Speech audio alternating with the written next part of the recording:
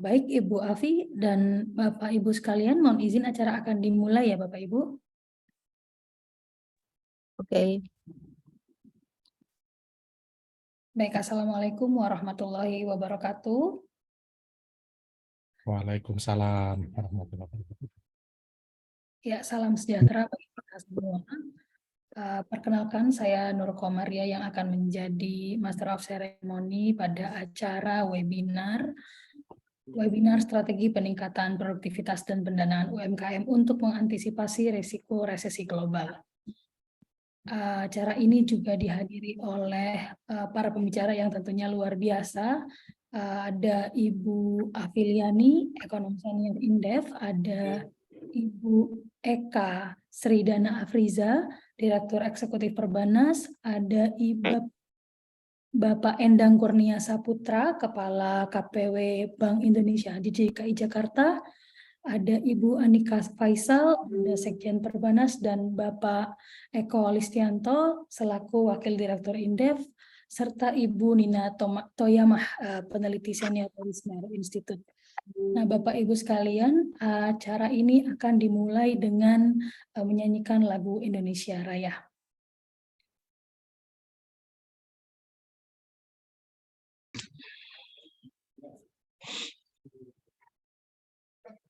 Indonesia Raya.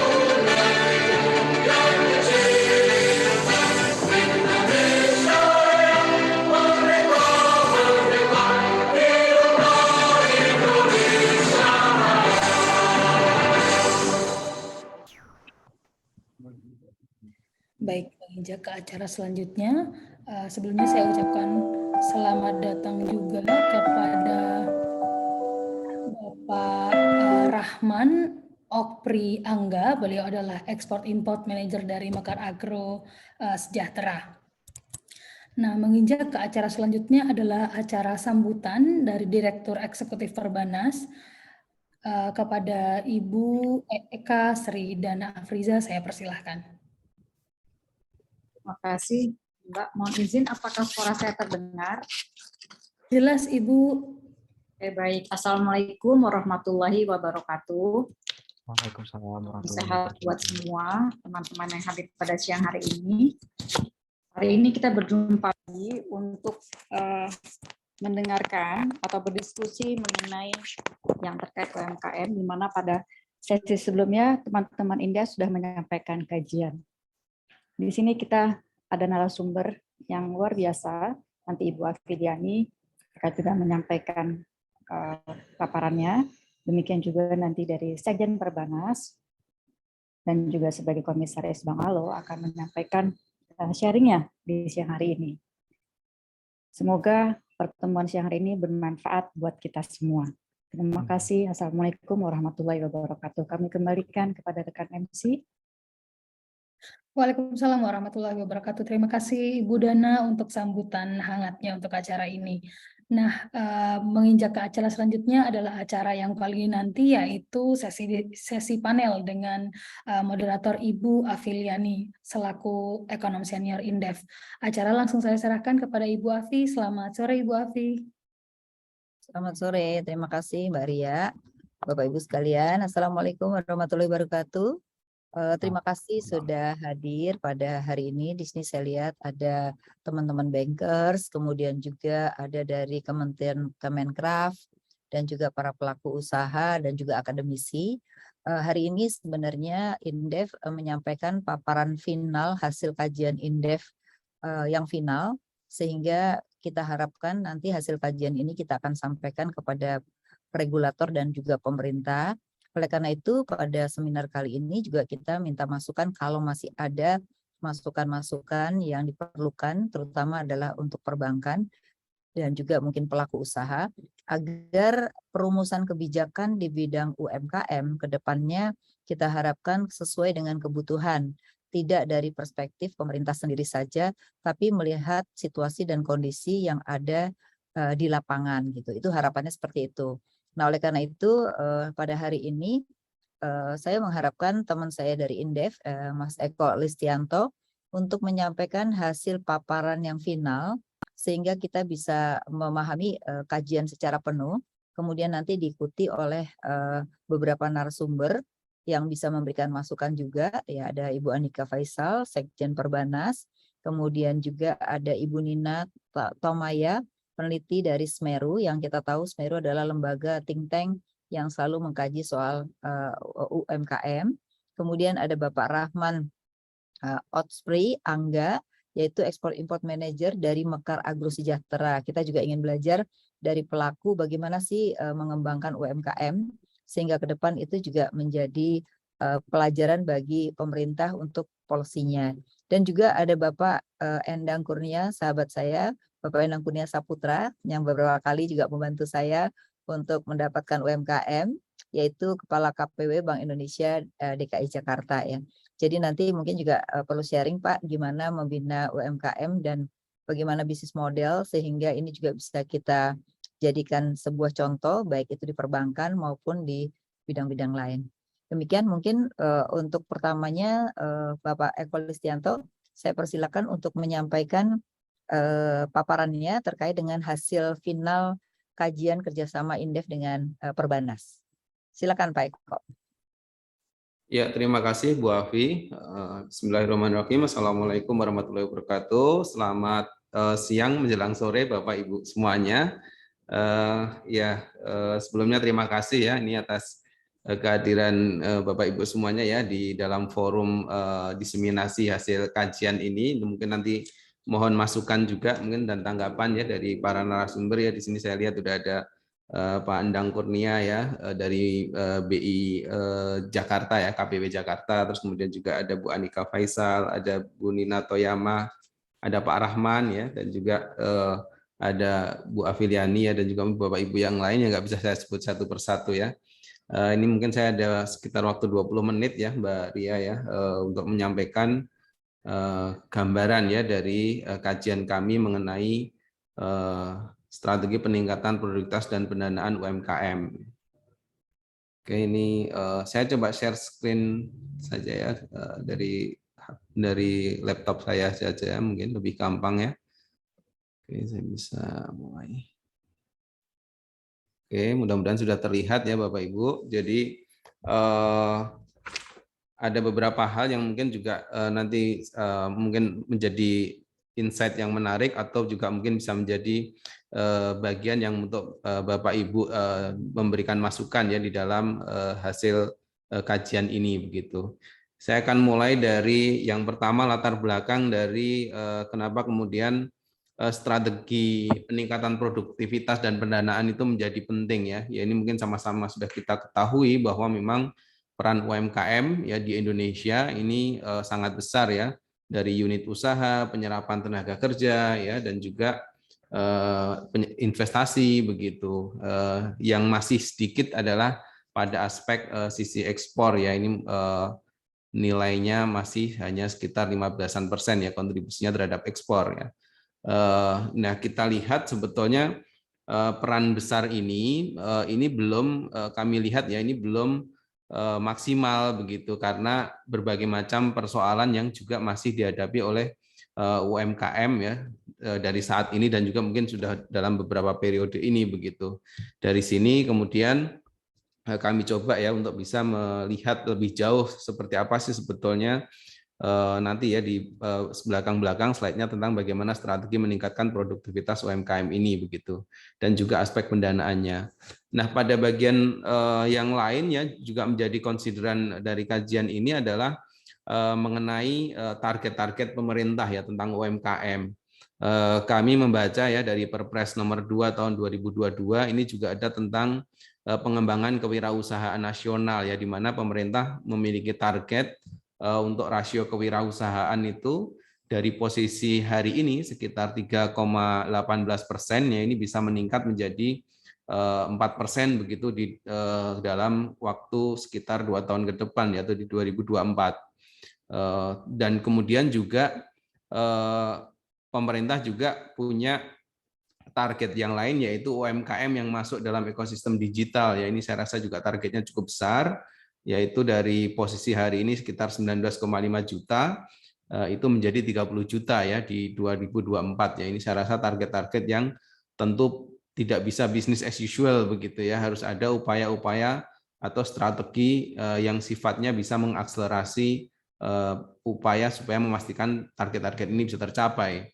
Nah, di bagian ketiga ini juga ada target pendanaan ya yang kita tahu ini sebetulnya sudah dari 2021 Agustus 2021 itu Bank Indonesia juga mengeluarkan kebijakannya namanya RPIM ya atau rasio pembiayaan inklusif makroprudensial. Ada beberapa poin di situ tapi pada aspek target yaitu 2024 diharapkan nanti pembiayaan ya atau dukungan pendanaan terhadap UMKM ini dari lembaga keuangan formal itu bisa mencapai 30% begitu.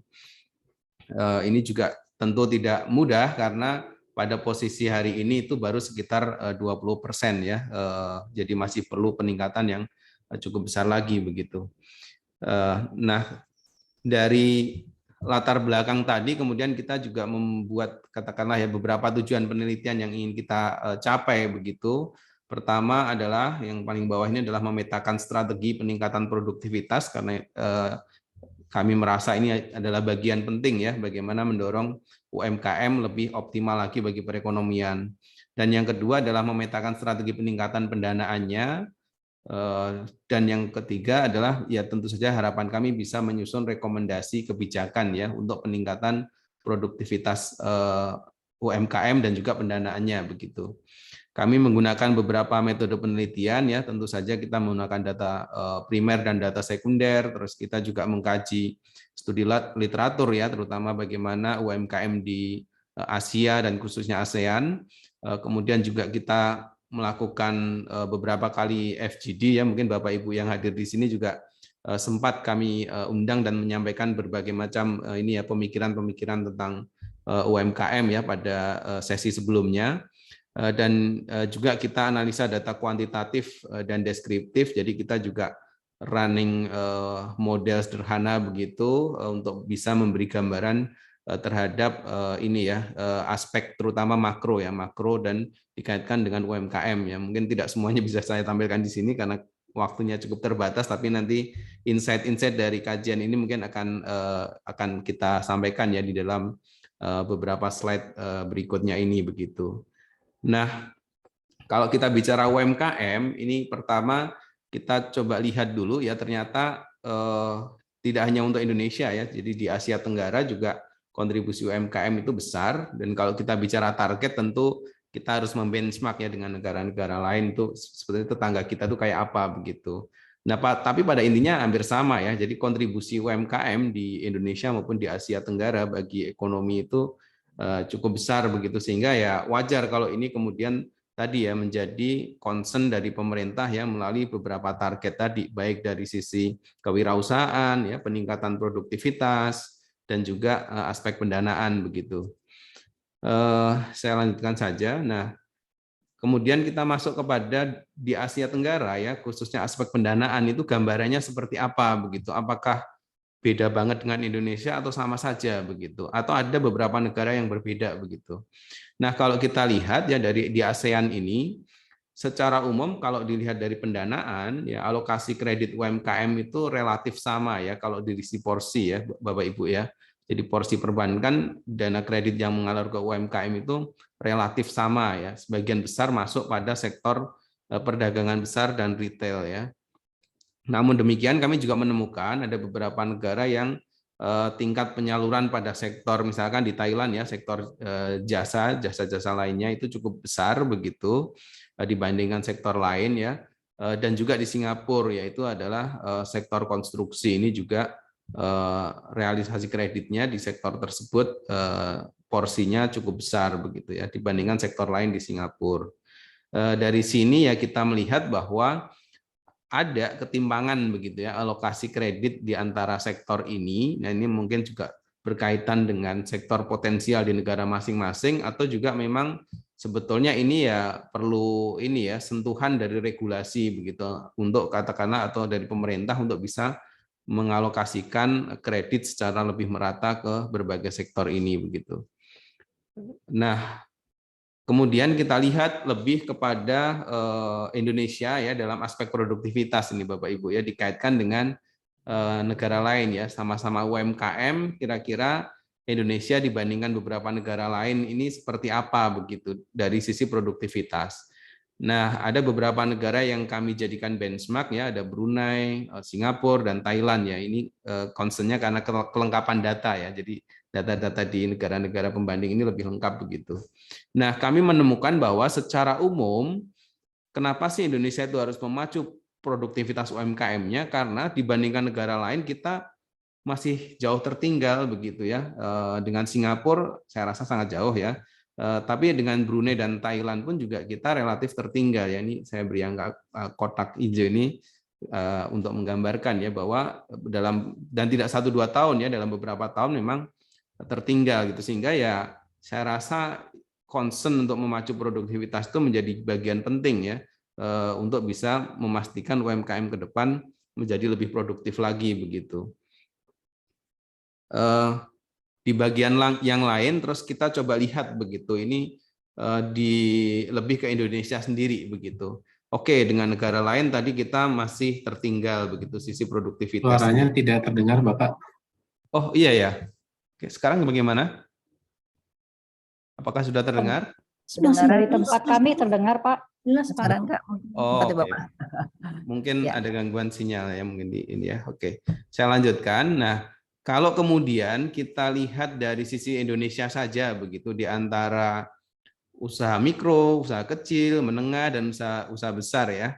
Ini produktivitasnya seperti apa sih begitu. Dan ternyata kalau kita lihat dari aspek produktivitas ini usaha menengah ini sepertinya yang memiliki tingkat produktivitas tertinggi ya dibandingkan jenis usaha yang lain ya. Ya terutama dengan usaha kecil ataupun dengan usaha mikro begitu. Jadi dan ini kayaknya memang kalau dari data-data piramida UMKM kita ya yang paling kosong itu memang yang paling tengah ya sehingga wajar gitu kalau kemudian dari sisi productivity atau dari sisi kontribusi tadi itu masih tidak gede banget begitu karena yang sisi tengahnya itu sangat sedikit ya, yang paling besar itu yang belum naik kelas itu yang paling tinggi mungkin 90% lebih ya Bapak Ibu ya, yaitu usaha mikro dan usaha kecil begitu. Usaha menengah dikit, usaha besar lebih sedikit lagi begitu. Ini gambarannya semacam itu ya, ini dari hasil hitung-hitungan kita. Terus kemudian juga lanjut kepada aspek gap productivity ya. Ini kita coba bandingkan antara produktivitas UMKM dengan perusahaan besar ya. Ini gambarannya kalau dilihat-lihat ya memang kelihatan ya bahwa usaha kecil dan UMI itu kalah ya dibandingkan dengan usaha menengah. Terus kemudian juga kita bandingkan dengan usaha besar juga kalah. Nah, secara umum produktivitas UMKM ya, UMKM secara rata-rata itu hanya 4,88% ya dari usaha besar. Jadi ya masih sangat belum optimal begitu. Kemudian, nah ini mungkin aspek yang berikutnya adalah dari data-data tadi, terus kemudian kita coba juga melakukan FGD ya beberapa kali dan juga pendalaman melalui literatur dan juga ada beberapa exercise ekonometrika begitu ya. Intinya bahwa kemudian kita coba mengusulkan gitu untuk mendorong produktivitas ini kayaknya nggak semua sektor harus istilahnya dialiri dana semua yang besar begitu, tapi harus ada begitu sektor-sektor yang kita anggap sebagai unggulan gitu ya di UMKM ini. Nah, kita kemudian merekomendasikan ya 4 sektor, yaitu manufaktur, UMKM sektor manufaktur, UMKM sektor pertanian, UMKM sektor pariwisata, dan UMKM sektor ekonomi kreatif ya. Nah, keempat sektor ini menjadi penting untuk kita dorong begitu. Ini bukan berarti kalau Bapak Ibu mungkin yang dari UMKM di sektor yang lain, misalkan ya di sektor jasa tertentu yang tidak berkaitan dengan 4 sektor ini, tidak harus diperhatikan, enggak begitu ya, tapi ini untuk lebih mempercepat tadi ya, mendorong productivity yang tidak business as usual begitu. Yang sektor lain yang produktif ya silahkan ya tetap jalan, tapi sektor ini menurut kami perlu lebih untuk ini lagi ya, didorong produktivitas maupun juga dukungan pendanaannya begitu. Nah, yang pertama di sektor manufaktur ya, ini cukup banyak poin ya sebenarnya, tapi kalau kita rangkum ya ada 3 aspek yang bisa mendorong produktivitas ya. Kami melihat perlu manufaktur UMKM ini berperan ya menjadi pemasok atau subkontraktor untuk perusahaan besar ya. Di dalam report juga nanti kita bisa berikan hasil akhirnya ke Bapak Ibu ya, tapi gambarannya adalah kalau dia menjadi subkontraktor perusahaan besar itu bisa kemudian kira-kira meniru gitu ya aspek efisiensi produksinya, dan kemudian juga bagaimana sih sebenarnya standar mutu dari manufaktur yang bagus ya, atau produk UMKM manufaktur yang bagus. Kemudian juga perlu partisipasi dalam jaringan produksi global ya, karena ini berkaitan dengan aspek lesson learn mereka juga gitu ya, si UMKM ini untuk lebih efisien dan kompetitif gitu. Dan juga jaringan yang besar tentu peluang pasarnya lebih besar begitu. Nah, yang terakhir juga dalam aspek produktivitas ini kita juga menyarankan bahwa untuk mendorong produktivitas UMKM manufaktur juga perlu bermitra ya dengan kampus ya, dengan sektor industri dan pelaku UMKM yang didukung oleh pemerintah ya. Saya rasa ini ya jadi bagian penting juga bermitra begitu, karena di kampus juga ada aspek-aspek yang bisa untuk menjadi ini ya, hasil-hasil risetnya bisa diimplementasikan kira-kira begitu dalam dunia manufaktur begitu. Aspek pendanaan untuk strateginya itu kami rasa ya, itu UMKM yang berorientasi ekspor itu memang perlu pembiayaan yang cukup begitu, terutama bagi eksportir baru ya, di mana dia memang di awal-awal menanggung istilahnya ya cost yang cukup besar, tapi kemudian kalau dia mampu masuk ke pasar internasional, maka di situ sebetulnya produktivitasnya akan meningkat. Nah, di luar itu juga pada aspek pendanaan ya, menurut kami ya perlu ada juga pembiayaan eksternal yang terintegrasi begitu. Jadi ada kemitraan yang kemudian ini didanai ya oleh perbankan, kira-kira begitu. Lanjut ya, waktunya cepat sekali, tinggal 5 menit ya. Yang kedua adalah UMKM pertanian. Apa sih yang paling urgent di UMKM pertanian terkait dengan produktivitas? Kalau kami melihatnya ini adalah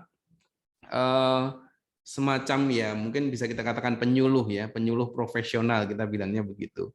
Jadi semacam mentor gitu yang bisa memastikan berjalannya bisnis pertanian ya. Jadi kayak perannya itu sifatnya adalah membina petani dan menghubungkan ke off-taker ataupun trader begitu. Ini saya rasa sangat penting begitu, karena keberadaan off-taker dan trader di bisnis pertanian ini sangat penting, sehingga cuma mereka punya prasyarat tertentu ya, kualitas, kuantitas ya, dan beberapa aspek lain. Nah, ini perlu kemudian penyuluh yang profesional yang nanti bisa menjadi mentor mereka untuk membina ya terkait standar kualitas ya dan lain-lain begitu.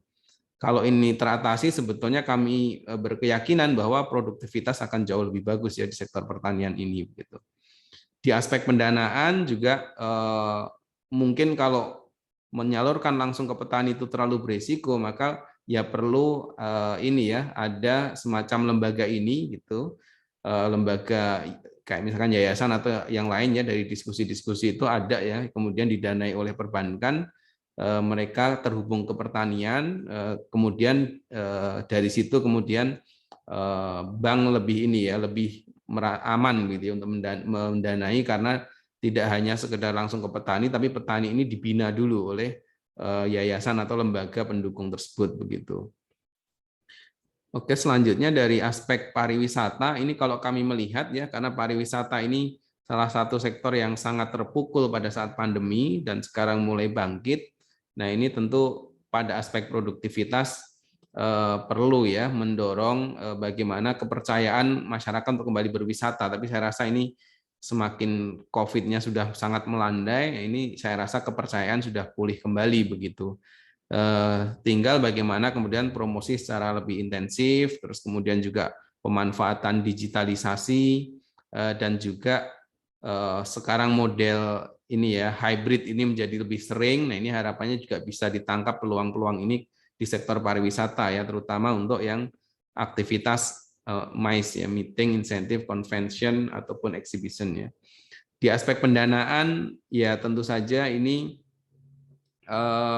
perlu ada ya upaya-upaya untuk mempertemukan usaha pariwisata dengan sumber pembiayaan ya, baik dari perbankan maupun non perbankan. Kemudian juga kita menyarankan diperbanyak ya temu bisnis begitu dengan dunia perbankan begitu untuk menggali aspek-aspek pembiayaan di pariwisata, karena ini adalah sekali lagi sektor yang kemarin sempat paling parah ya, salah satu paling parah karena pandemi, tapi sekarang juga pertumbuhannya relatif cukup bagus ya, walaupun belum pulih 100% begitu. Kemudian juga yang ketiga ada aspek mentoring ya dan bimbingan teknis, ini saya rasa masih sangat diperlukan untuk para pelaku pariwisata.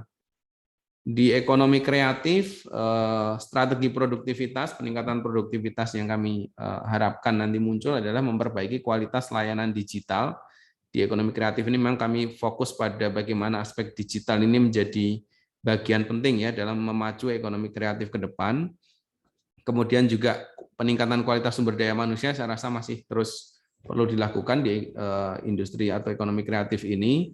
Kemudian juga mengintegrasikan riset, desain ya dan pengembangan modernisasi dengan industri lainnya gitu.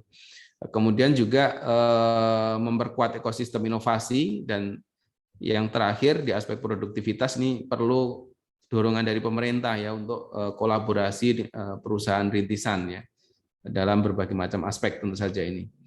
Di aspek pendanaan ya kita harapkan ya tidak hanya dari bank ya, tapi juga nanti seperti yang ada sekarang adalah crowdfunding, venture capital dan lain-lain itu juga memberikan begitu, artinya variasi atau heterogenitas dari pendanaan untuk ekonomi kreatif ini diharapkan cukup beragam begitu ya. Dan mungkin ada juga yang terbaru adalah dari pemerintah, yaitu tentang hak kekayaan intelektual yang bisa menjadi jaminan ya untuk lembaga keuangan formal. Saya rasa ini juga menarik untuk katakanlah dipacu begitu bagi para pelaku ekonomi kreatif. Oke, waktu saya habis. 1 menit lagi Bu Awi mungkin ya. Kaitannya dengan stakeholder mapping ini mungkin yang paling penting adalah di sini ya dari masing-masing stakeholder ya, OJK, Bank Indonesia terutama ya kalau aspeknya perbankan, atau juga Kementerian UMKM ya, itu juga perlu katakanlah bersinergi begitu ya, memastikan penggunaan kredit untuk modal usaha misalkan semacam itu ya. Juga kemudian beberapa insentif lain. Kemudian dari sisi penawaran ya ini perlu ada skema-skema khusus kalau kita lihat ya di kredit UMKM ini nanti mungkin ya dari Semeru bisa lebih mengeksplorasi ya bagaimana skema-skema di UMKM tersebut.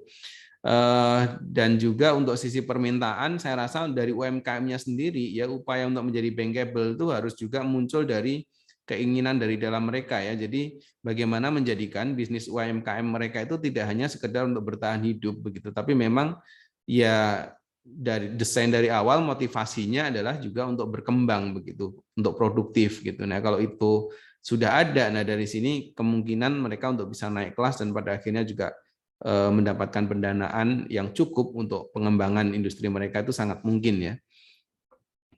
Ya ini mungkin kaitannya dengan saat ini ya, dari aspek resesi bagaimana begitu ketika UMKM dihadapkan pada resiko resesi ya, walaupun kami ya sepakat dengan pemerintah bahwa sebetulnya kalau untuk Indonesia mungkin resesi masih relatif kecil ya, tapi bagaimanapun kewaspadaan itu penting ya. Jadi kami mencatat ada beberapa jalur yang bisa mempengaruhi kinerja UMKM ya jika kemudian ada resesi global ya.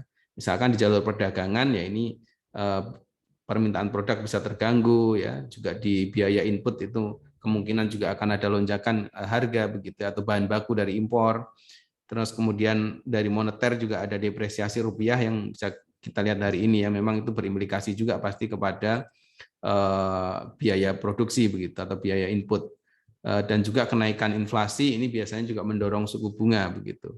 Di aspek domestik pun juga kita lihat ada beberapa poin yang bisa menjadi catatan dampak resesi global ya terhadap UMKM Indonesia ya, dari mulai ya sangat mungkin nanti penetrasi produk itu dari global itu bisa meningkat ya ke kita, karena kita termasuk pertumbuhan ekonominya masih diproyeksikan 5%-an di tahun depan begitu.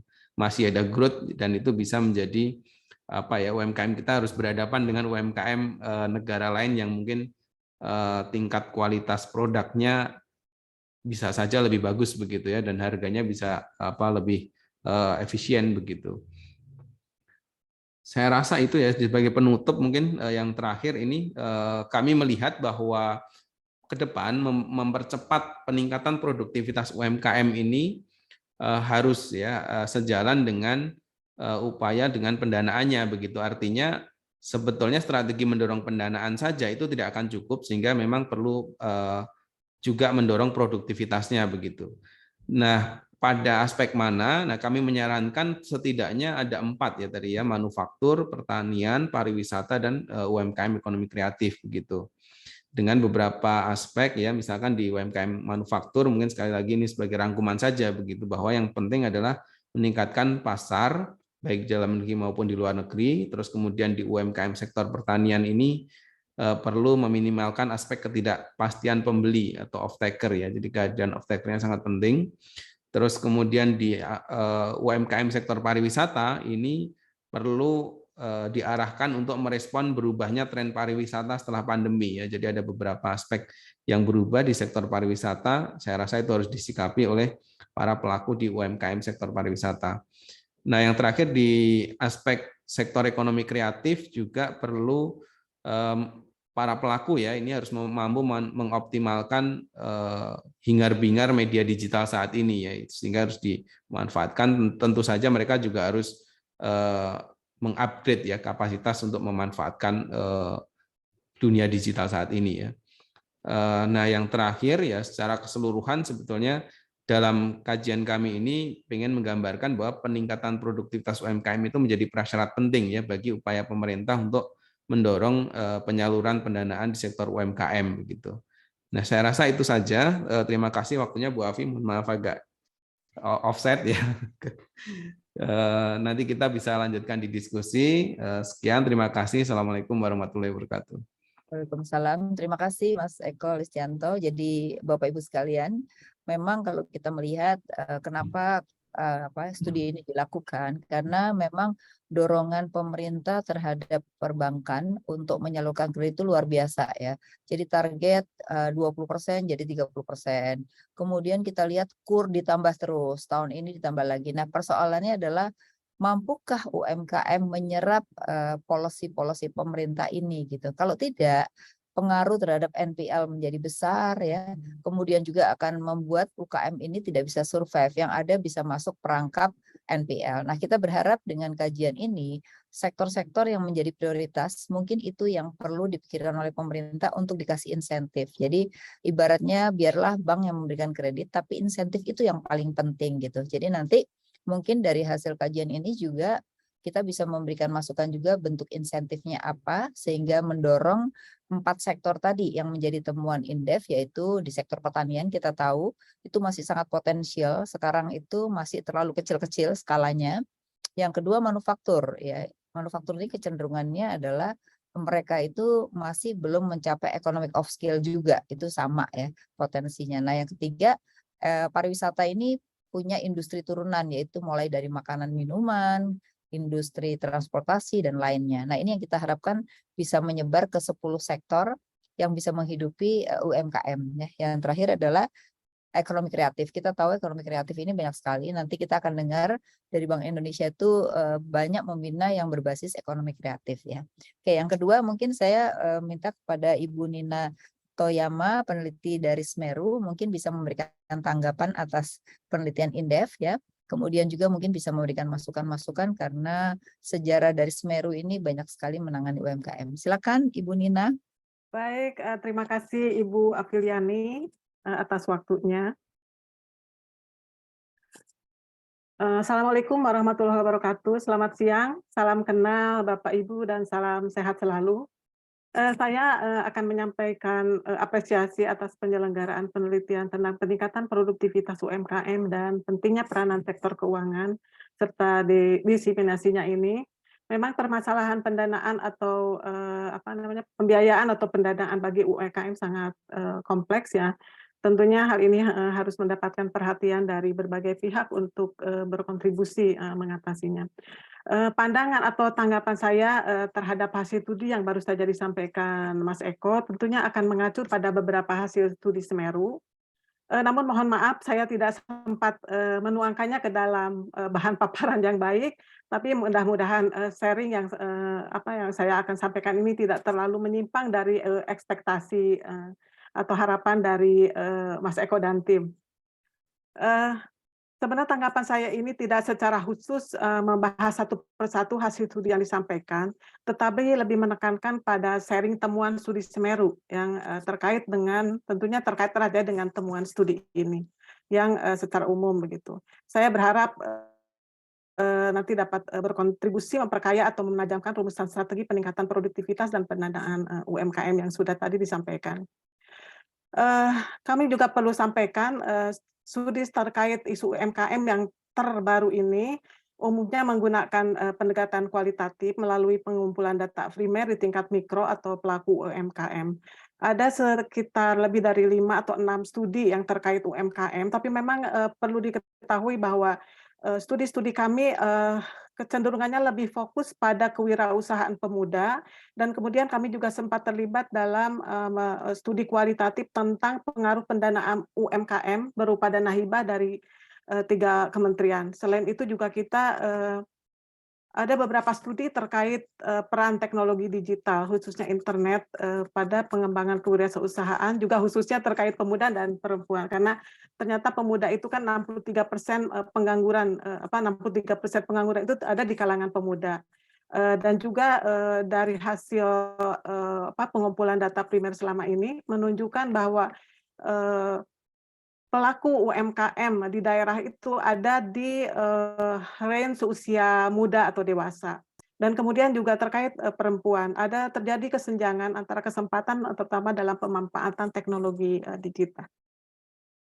Baik, Bapak Ibu, seperti tadi disampaikan Pak Eko, terdapat kesenjangan produktivitas yang besar ya antara UMKM dengan usaha besar khususnya. Dan ternyata kompleksitas masalah dalam pengembangan UMKM yang akan berdampak pada produktivitas tadi juga dapat dilihat dari kondisi UMKM yang sangat bervariasi, baik dilihat atau di dalam setiap kriteria UMKM, karena variasi besarnya modal usaha dan hasil penjualan tahunan yang semakin besar dan semakin melebar, kemudian juga variasi terjadi di dalam sektor atau lapangan usaha itu sendiri, terjadi juga variasi di dalam jenis usaha di setiap sektor atau lapangan usaha, variasi juga terjadi berdasarkan status atau posisi usaha. Karena dari hasil kajian kami, pelaku UMKM itu ternyata bisa juga dikelompokkan berdasarkan status atau posisi usahanya, mereka dalam tahap persiapan atau inisiasi, kemudian mereka yang sudah memulai usaha dan masuk ke pengembangan usaha. Tentunya dalam semua tahapan ini mereka sangat membutuhkan pendanaan. Jadi bagi yang merencanakan atau akan memulai usaha atau sering kita sebut sebagai bisnis startup juga sangat membutuhkan dukungan pendanaan tentunya. Nah, variasi lainnya adalah motivasi usaha. kita mengenal adanya necessity entrepreneur, ya di mana wirausaha itu karena dijalankan karena terpaksa. Nah, jadi berwirausaha bukan karena pilihan, tetapi karena tidak punya pilihan lain. Kalau di penjelasan Mas Eko tadi, mereka subsisten ya, hanya untuk melengkapi kebutuhan sehari-hari. Jadi ada kecenderungan mereka tidak berkeinginan untuk naik kelas. Ada juga yang kita kategorikan sebagai opportunity entrepreneur, orang yang memang sejak awal berbicara atau mempertimbangkan tentang bagaimana memanfaatkan peluang yang ada, sehingga bisa menghasilkan nilai atau value. Nah, kemudian namun terkait motivasi usaha ini bisa saja tentunya terjadi perubahan dari yang tadinya hanya sekedar berusaha karena terpaksa bisa mengarah kepada usaha yang lebih terencana ya. Kami menemukan juga beberapa kasus yang mikro ya, ini hanya beberapa kasus yang kita temukan terkait dengan biasanya ada usaha turun-temurun, baik itu dalam perdagangan atau dalam pengelolaan kuliner ya.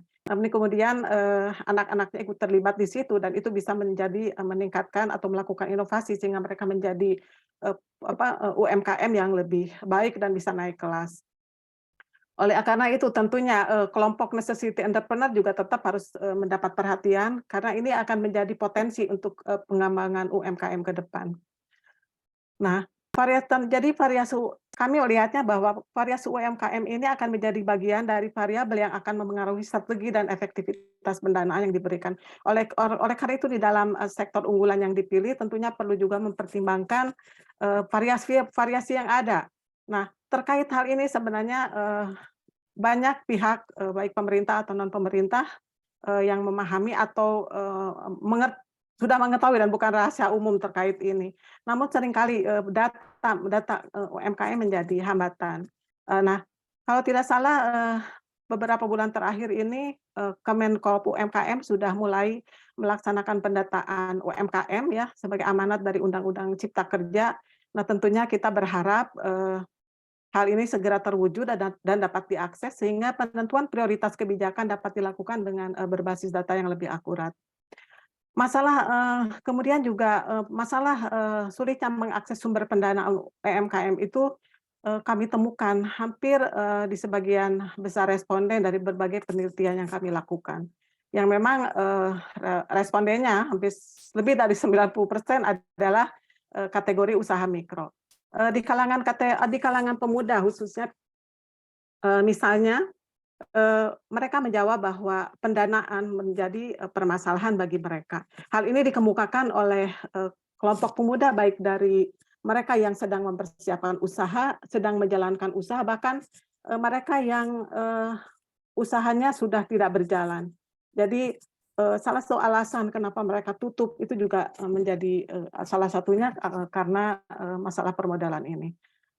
Namun kami melihat bahwa data survei yang kami lakukan melalui daring terhadap 432 pemuda di masa COVID, ada sekitar kita menemukan sekitar 111 responden itu termasuk sedang mempersiapkan usaha, 91 responden sedang menjalankan usaha, dan ternyata 230 responden itu pernah memiliki usaha, jadi mereka sudah menutup usahanya.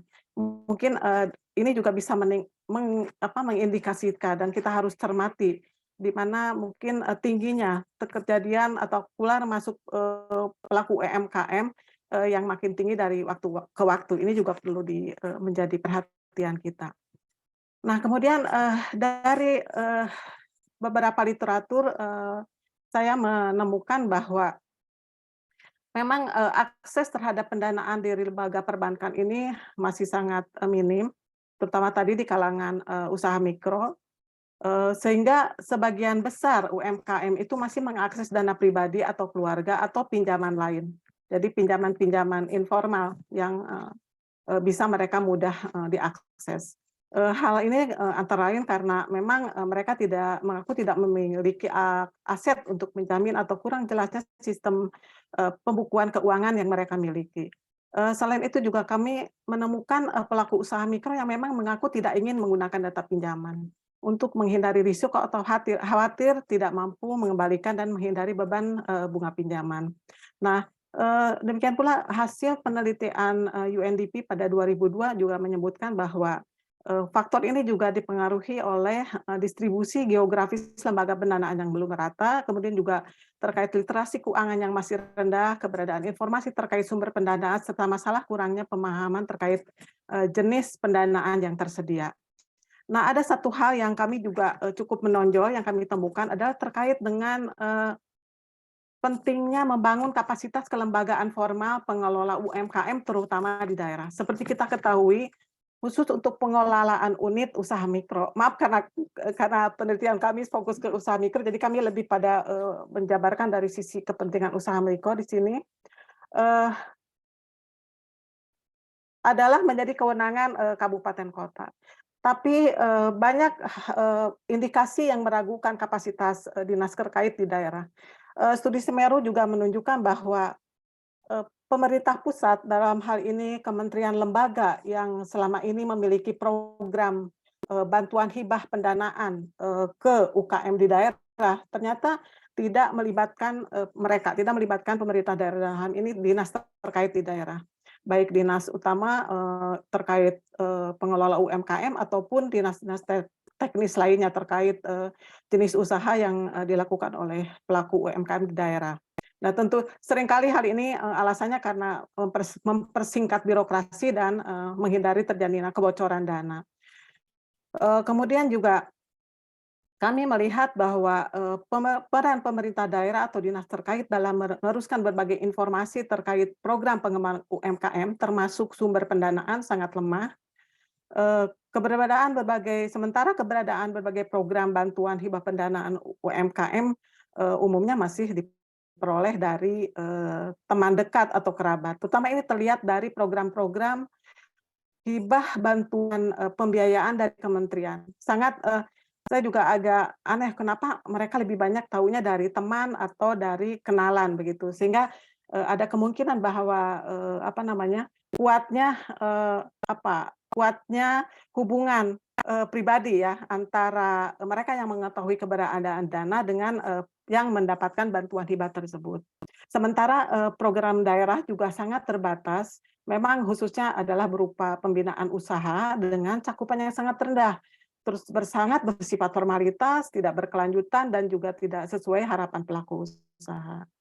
Nah, mungkin perlu juga kami sampaikan, saat ini memang pemberdayaan UMKM belum terintegrasi juga ya. Pengelolaan masih terpisah di berbagai kementerian atau lembaga dengan bentuk program yang cukup beragam. TNP 2K pada 2020 pernah melakukan pemetaan berbagai program ini. Ditemukan ada sekitar 21 program pemberdayaan UMKM yang dikelola oleh 17 KL yang berjalan cukup lama dengan nilai anggaran yang cukup besar. Nah, program tersebut dikelompokkan jenis ada yang ditujukan kapasitas usaha dan kemudian pendanaan dan perbaikan ekosistem. Nah, ternyata mayoritas program pemberdayaan UMKM yang dilaksanakan oleh KL ini adalah berfokus pada pendanaan UMKM, baik dari perbankan ya, dari melalui KUR, kemudian dari lembaga keuangan yang menyasar usaha mikro, kemudian juga yang dikelola langsung oleh KL yang sifatnya dana hibah, seperti itu. Dan juga ada yang dikombinasikan dengan pendampingan UMKM. Nah, khususnya pemberian dana hibah ini kayaknya indikasi terjadinya moral hazard juga cukup tinggi. Jadi memang di sini ada dilema ya, di satu sisi ingin mencoba menyasar UMKM yang memang sulit mengakses dana dan sumber-sumber dana formal, namun kenyataannya juga terkendala oleh munculnya moral hazard ini. Mungkin ya banyak faktor, mungkin saya tidak akan terlalu detail, saya loncat aja ke bagian penutup. Ada beberapa poin yang mungkin perlu kami share juga, bahwa memang kelihatannya dari hasil-hasil studi Semeru terlihat adanya bahwa kebijakan pengembangan UMKM ke depan itu memang terlihat optimis ya untuk mengarah ke target seperti tadi disampaikan Mas Eko.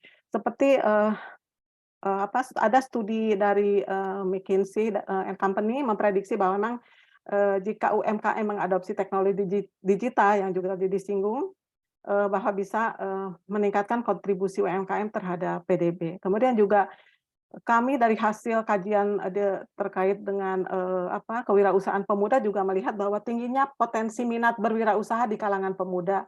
Ini berdasarkan jejak pendapat yang dilakukan oleh Youth Collab UNDP pada 2019 bahwa ternyata ada sekitar 81 pemuda berminat menjadi wirausaha. Namun ternyata hanya 8% saja pemuda yang mewujudkan keinginan untuk wirausaha, dan salah satu keluhannya adalah tentunya di masalah pendanaan juga tadi. Jadi kemudian juga UMKM yang memanfaatkan internet juga memang semakin meningkat. Kami pernah melakukan studi di Yogyakarta khususnya pada 2018.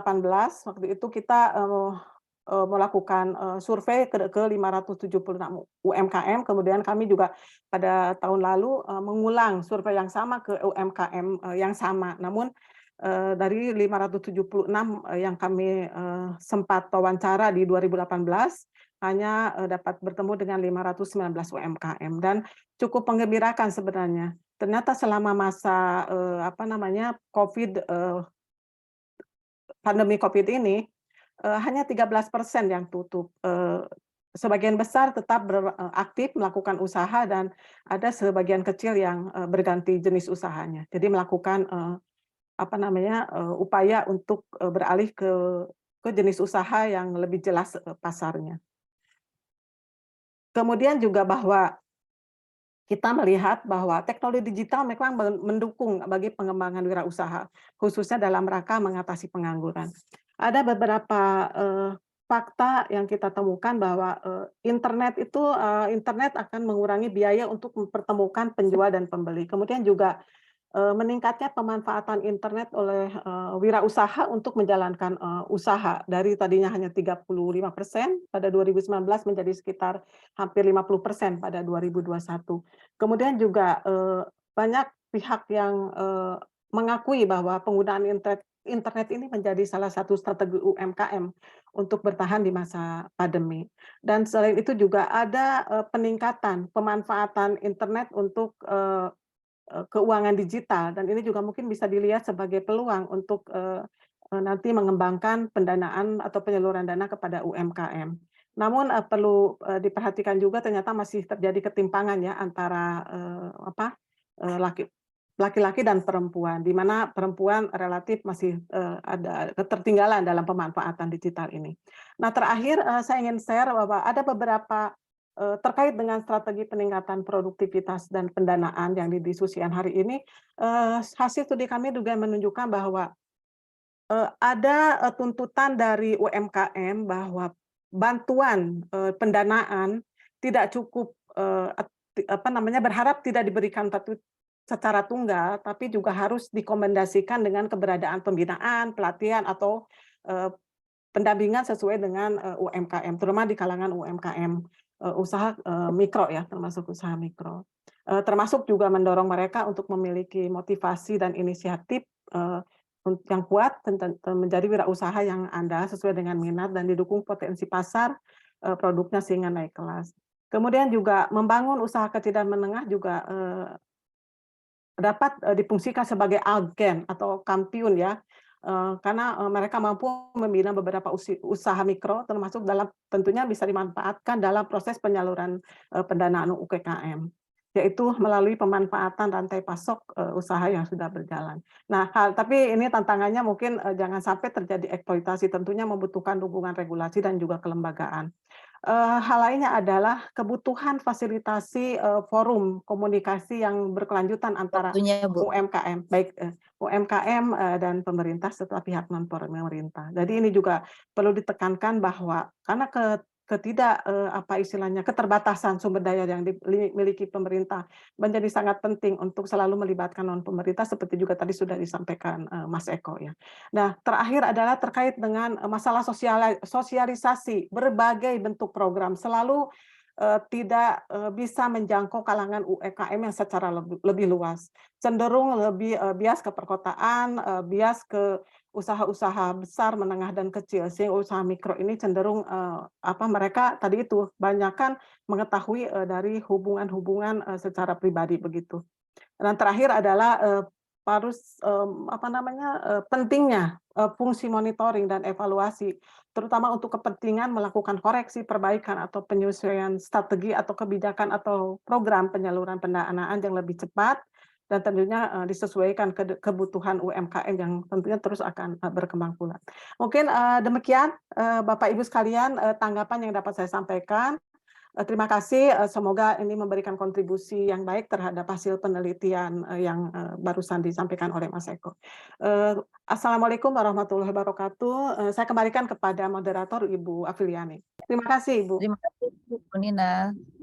Banyak hal yang menjadi masukan buat Indef dan kita semua tadi dari hasil research ya, bagaimana memang perlu adanya pendampingan itu menjadi menarik karena memang dari kenyataannya tanpa pendampingan kecenderungannya mereka itu sulit menjaga kualitas, Ya, sulit betul. menjadi besar gitu ya. Ya. Lalu mungkin dari sisi usaha mikro itu harus dibagi dua. Ada mikro yang memang benar-benar usaha, ada mikro yang hanya untuk isi perut. Ya. Berarti harusnya treatmentnya juga berbeda gitu. Jadi memang nanti arah kebijakan yang perlu kita masukkan adalah kaitannya tidak hanya pada insentif secara langsung pada pembiayaan, tapi juga bagaimana model pembiayaan untuk mikro yang sekedar hanya untuk isi perut ya. Oke, sebelum ke Bapak Rahman, karena nanti Pak Rahman ini lebih best practice, mungkin saya juga ingin mendengar dulu dari Bapak Endang Kurnia Saputra, dari Kepala KPW Bank Indonesia DKI Jakarta. Mungkin tadi menyambung apa yang disampaikan Bu Nina, perlu pembinaan dan salah satunya Bank Indonesia memiliki binaan UMKM dan bagaimana mungkin kita ingin tahu termasuk kualitas ekspor, karena kebetulan saya baru ketemu dengan salah satu UMKM yang dibina oleh Bank Indonesia. Silakan Pak Endang, saya persilakan. Waktunya 15 menit. Baik, terima kasih Mbak Afiliani. Yang kami hormati Mbak Afiliani, ini expert panelnya Bank Indonesia ini. Yang kami hormati Mbak Afiliani, Pak Eko Listianto, Wakil Direktur Indef, Ibu Nina Toyama, peneliti senior Semeru Research Institute, kemudian Pak Rahman Angga dari Mekar Agro Sejahtera. Tak lupa tentunya Ibu Anika Faisal, Sekjen Perbanas. Selamat sore Mbak Anika dan Bapak Ibu peserta webinar peningkatan produktivitas UMKM dan pentingnya peranan sektor keuangan. Izin mungkin kami share sedikit saja berapa pengalaman dari Bank Indonesia DKI Jakarta untuk pembinaan UMKM. Nah, mungkin ke slide Mas Danis, mohon izin ke slide nomor 4 karena waktu yang sangat terbatas. Nah, Bapak dan Ibu sekalian, tadi menyambung Pak Eko dan Ibu Nina. Apa yang disampaikan oleh Indef terkait dengan hasil penelitiannya memang sangat kita jumpai di lapangan. Antara lain misalnya mereka tidak memiliki akses, kalaupun memiliki akses maunya yang hati-hati sekali, mereka tahunya dari teman dan sebagainya. Dan memang betul seperti yang saya disampaikan tadi Bu Nina, ini UMKM ini menurut hemat BI ini sudah banyak yang menggendong dan dimanjakan sekali di Indonesia ini. Namun kok tadi kalau dilihat dari penelitiannya Pak Eko, produktivitasnya kok jauh dari Thailand dan bahkan Brunei Darussalam ya. Nah, kami merasa perlu memberikan sentuhan terhadap UMKM ini yang memang kita lihat ada tadi kalau Bu Nina sampaikan 17, sebetulnya ada 11 kementerian lembaga ya, termasuk BI. Jadi sudah banyak yang menggendong. Nah, kalau boleh saya sampaikan secara singkat, pertama bahwa misi Bank Indonesia di seluruh kantor wilayah provinsi dan kota, kami memiliki 46 jaringan di seluruh Indonesia. Nah, kemudian 5 jaringan cabang kami di luar negeri. Nah, baik KPW di dalam negeri maupun yang di luar negeri ini menggendong sama-sama UMKM. Sasaran atau mission kita sebetulnya adalah mendorong UMKM yang berdaya saing untuk akselerasi pertumbuhan ekonomi yang memang inklusif yang kita harapkan. Nah, kita memiliki 3 stream kebijakan, yaitu pertama kita wajib melakukan korporatisasi. Jadi UMKM itu dilembagakan, dibentuk juga misalnya kelompok-kelompok atau unit usaha yang nanti bisa memiliki badan usaha tersendiri, misalnya at least kita kooperasi. Ya. kemudian peningkatan kapasitas. Nah, pada pilar yang kedua ini, peningkatan kapasitas, ini mungkin ada sekitar 80% budget Bank Indonesia we put on capacity building. Kemudian di pembiayaan, karena pembiayaan ini kami tidak bisa memberikan pembiayaan langsung, sehingga pembiayaan ini kita kerjasamakan dengan bank dan lembaga lainnya di sini pembiayaan. Nah, bagaimana proses kita untuk melakukan pembinaan ini memang tadi dikatakan pula oleh UMKM bahwa kita harus dibina secara dan didampingi sampai dengan maju ya. Nah, kami itu mengklasifikasikan UMKM-nya itu agar lebih mudah ini menjadi 5 kelompok ya. Di tier pertama adalah kelompok subsisten yang tadi Ibu Afiliani sampaikan, ini UMKM yang perlu untuk makan sehari-hari nih di sini kelompok subsisten ini. Kemudian dari subsisten itu harus naik kelas nih, kami wajib mendorong satu atau beberapa kelompok subsisten ini menjadi UMKM yang potensial. UMKM potensial ini artinya sudah memiliki basis customers yang memang sustainable ya, paling tidak misalnya at least memiliki 50-100 customer yang tetap ya, dan potensi untuk majunya sudah terlihat ya. Kemudian ada UMKM yang sukses, kita kelompokkan dalam tier yang ketiga ini. Kalau di bank tuh bank buku 1, 2, 3, 4 ini bedanya 5 ini. UMKM sukses ini telah mendapat dan telah dilirik oleh bank ini, karena mereka sudah pasti mendapat pembiayaan dan bank tertarik ya, untuk UMKM sukses. Nah, di UMKM memang yang kita kelompokkan untuk maju adalah UMKM yang sudah go digital. Ini sudah ada 74 binaan kami yang memang tadinya berupa UMKM potensial, dia langsung quantum leap ke UMKM go digital, ada 74 di DKI Jakarta yang langsung sudah bina. Belum kita yang kata kerjasamakan dengan Jackpreneur dari pemerintah provinsi. DKI itu ada 300-an, jadi 374. Kemudian ada UMKM yang setelah go digital ini, yang paling tinggi kelasnya adalah UMKM yang sudah ekspor. Ini baru 34 di BI Jakarta yang kita bina. Nah, kita kelompokkan seperti ini karena dari masing-masing kelompok ini sentuhan dan bisnis plan-nya dari BI Jakarta lain-lain. Misalnya untuk kelompok subsisten ini peningkatan kapasitas plus juga langsung dikasih barang modal yang memang perlukan. Misalnya contoh UMKM subsisten ini yang digerakkan oleh kaum ibu di RT RW. Ya, itu kita kasih langsung, misalnya mereka perlu oven, perlu juga mixer dan sebagainya, misalnya untuk UMKM yang memang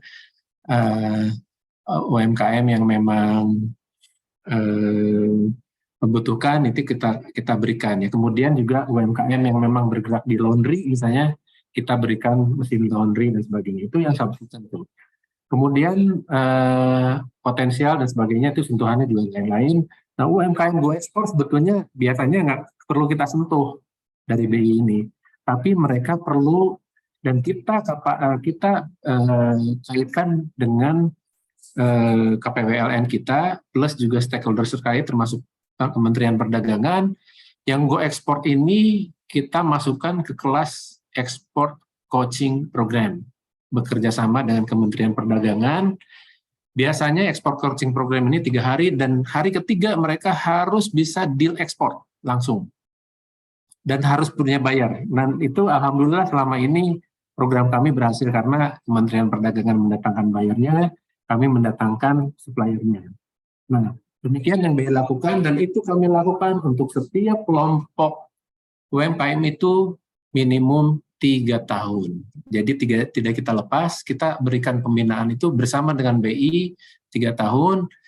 Nah, semua biaya-biaya terkait dengan pembinaan BI ini 100% ditanggung oleh Bank Indonesia. Misalnya UMKM yang go ekspor, nanti training programnya di provider kita, kemudian juga ada pameran, misalnya contoh Bapak dan Ibu sekalian, kami mengirim PT Spiring Indonesia ke Paris Fashion Week. Semuanya memang di-handle oleh kita, di-cover oleh kita. Dan dalam hal itu kita meminta kepada PT Spiring Indonesia, yang nanti mungkin Bapak dan Ibu sekalian bisa melihatnya di Google gitu ya, itu bisa kita kasih target bahwa mereka harus punya buyer 100 pada saat Paris Fashion Week itu, misalnya 100 buyer. Nah, itu yang kita lakukan, dan Paris Fashion Week itu tidak kita lakukan 1 tahun, minimum 4 tahun kita lakukan, dan mengirim UMKM yang sama agar brand awareness-nya terlihat. Nah, seperti itu Bapak dan Ibu sekalian. Kemudian Mas Danis ke slide selanjutnya. Bagaimana kami melakukan pembinaan, ini program pembinaan UMKM di BI Jakarta, ini ada 4. Pertama adalah peningkatan kapasitas, kemudian ada event-event pengembangan UMKM, kita ikut sertakan, dan kita juga melakukan matching antara UMKM dan bank atau perusahaan pembiayaan untuk pembiayaan UMKM. Juga kita menggarap yang sekarang potensinya sangat besar, yaitu ekonomi dan keuangan syariah.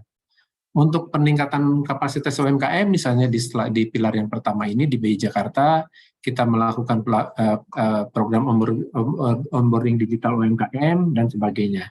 Bapak dan Ibu sekalian, ini kaitannya dengan onboarding ini tidak mudah, karena belum tentu semua berhasil. Rata-rata mereka tidak punya pengetahuan tentang teknologinya sendiri. Kemudian yang kedua adalah, kalau mereka misalnya kita onboardingkan ke Bukalapak atau Tokopedia, itu tokonya nggak dijaga. Jadi dibuka itu aja ada ordernya lepas dan sebagainya. Nah, ini yang kita perlu tekankan.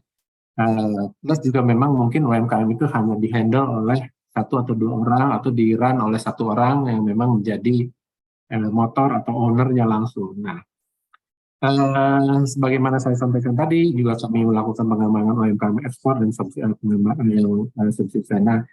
Di sini mungkin saya terinspirasi juga oleh Maybank ya. Maybank itu ada program pembinaan subsistennya namanya RISE, Rich Independence and apa gitu ya. RISE, tulisannya RISE ini. Di situ sama dengan Bank Indonesia, bahwa kami sentuh Maybank itu karena mereka sangat fokus hanya kepada kaum difabel. Kaum difabel, nah kami juga, kalau kami bedanya bukan hanya kaum difabel, tapi juga kaum ibu, kaum pemberdayaan wanita. Kenapa? Karena kaum ibu yang memang menunggu atau bekerja sebagai ibu rumah tangga ternyata memiliki potensi ekonomi, menggerakkan ekonominya sangat besar. Untuk Jakarta ini, rata-rata misalnya suaminya bekerja, mereka bisa bekerja untuk menambah penghasilan keluarga dengan berbisnis dalam skala kecil. Dan itu ibu-ibu sangat mampu melakukan hal itu, dan kami membinanya. Kemudian event-event pengembangan UMKM yang kita lakukan, kita ada festival yang memang tahunan kita laksanakan, yaitu Jakarta Creative Festival. Kemudian kita juga membiayai UMKM kita untuk masuk dalam event-event dalam rangka gerakan nasional Bangga Buatan Indonesia, misalnya disponsori oleh Himbara, kita ikutkan secara gratis dan sebagainya. Dan kita ambil UMKM yang baik itu untuk ditampilkan dalam dalam KKI, event flagship kita KKI di JCC. Kemudian kami pun membiayai UMKM binaan kita dan juga UMKM non binaan kita, ya. Itu kalau non binaan ada, itu kita jadikan mitra, misalnya Jackpreneur, kemudian juga dari Himbara misalnya, itu kami lakukan promosi perdagangan UMKM once mereka memang kualitasnya bagus, karena kita harus masuk kurasi, dan kurasi itu kuratornya bukan BI, kuratornya adalah misalnya M-Block, dari M-Block kita yang di Jakarta Selatan, kemudian dari Sarinah kuratornya. Jadi kita lepaskan kepada mereka, dan mereka bisa langsung pameran di luar negeri atas biaya Bank Indonesia. Adapun pembiayaan, kami lakukan paling besar adalah business matching dengan lembaga keuangan. Ini kita lakukan setiap 6 bulanan. Nah, ekonomi dan keuangan syariah, kita melakukan pengembangan ekonomi dan keuangan syariah, terutama melakukan sertifikasi halal gratis bagi UMKM binaan BI dan Pemprov. Nah, sudah ada kurang lebih 100, tahun ini saja 158 UMKM yang telah kita fasilitasi untuk sertifikasi halal, karena sertifikasi halal itu satu UMKM itu bisa kena 2,5 juta. Nah, cukup mahal juga bagi UMKM yang memang masih dalam tataran kelompok subsisten. Nah, kurang lebih itu yang memang kami lakukan, dan kami sepakat juga dengan hasil penelitian ini. Yang mudah-mudahan dari webinar ini kita menemukan strategi untuk bisa meningkatkan eksistensi atau progres dari UMKM kita. Bagi kami hanya satu kata yang mungkin kita bisa lakukan bersama. Ayo, mari kita gandeng tangan. Mari kita berkolaborasi, khususnya karena kami melihat di sini banyak sekali teman-teman Perbanas yang hemat saya bisa kita kolaborasi dengan Bank Indonesia DKI Jakarta, misalnya bahwa Bapak dan Ibu sudah memiliki UMKM yang potensial, kami siap untuk membinanya juga berupa bantuan-bantuan teknis tadi, peningkatan kapasitas atas beban Bank Indonesia, atau mereka membutuhkan barang modal yang bisa kita biayai. Misalnya ternyata mereka adalah kelompok-kelompok subsisten yang bergerak di sektor laundry misalnya ya, mereka perlu ekspansi, ya boleh kita kasih biaya mesinnya dan sebagainya, dengan syarat mereka membentuk kelompok terlebih dahulu. Jadi kita nggak bisa memberikan pada perorangan. Kita akan bina sama-sama dengan bank, ataupun kami kan juga sama-sama membina Jackpreneur dengan Pemprov, itu selama 3 tahun. Dengan gandeng tangan ini, kami siap untuk mendorong UMKM di DKI Jakarta untuk jauh lebih maju. Mungkin demikian Bapak dan Ibu sekalian, kami memohon maaf jika memang pemaparan kami ada kekurangan. Billahi taufiq wal hidayah. Wassalamualaikum warahmatullahi wabarakatuh. Baik, terima kasih Pandang Kurnia, bagus sekali. Jadi Bank Indonesia memang bagaimana model binaan, mungkin ini juga nanti bisa menjadi rekomendasi di mana dengan model bisnis yang berbeda, bagaimana model pembinaan itu nanti bisa menjadi masukan kita. Terima kasih Pandang, dan juga bukaan tangannya untuk kita semua supaya bisa bergandeng tangan, ya itu menarik sekali. Baik, nanti terakhir Bu Anika sebagai Sekjen Perbanas, tapi sebelumnya mungkin saya persilakan Bapak Rahman Angga, Export Import Manager Mekar Agro Sejahtera, mungkin bisa memberikan paparan terkait best practice bisnis model UKM yang produktif di sektor pertanian. Silakan Pak Rahman. Oke. Bismillahirrahmanirrahim. Assalamualaikum warahmatullahi wabarakatuh. Selamat sore rekan-rekan semuanya. Salam sejahtera untuk kita semua. Sebelumnya yang saya hormati Bapak Endang Kurnia selaku Deputi Kepala KPW Bank Indonesia Jakarta, Bank DKI Jakarta. Dan selanjutnya yang saya hormati Ibu Eka Saridana Afriza selaku Direktur Eksekutif Perbanas. Selanjutnya Bapak Eko Listianto, Wakil Direktur Indef. Selanjutnya yang saya hormati Ibu Anika Faisal selaku Sekjen dari Perbanas. Dan yang terakhir yang saya hormati tentunya Ibu Nina Atomoya selaku Ekonom Senior The Semeru Research Institute, dan juga rekan-rekan dari Indef dan juga peserta seminar pada sore hari ini. Oke. Sebelumnya perkenalkan Bapak dan Ibu, saya Rahman Okri Angga. Saya izin share juga materi yang sore hari ini. Oke.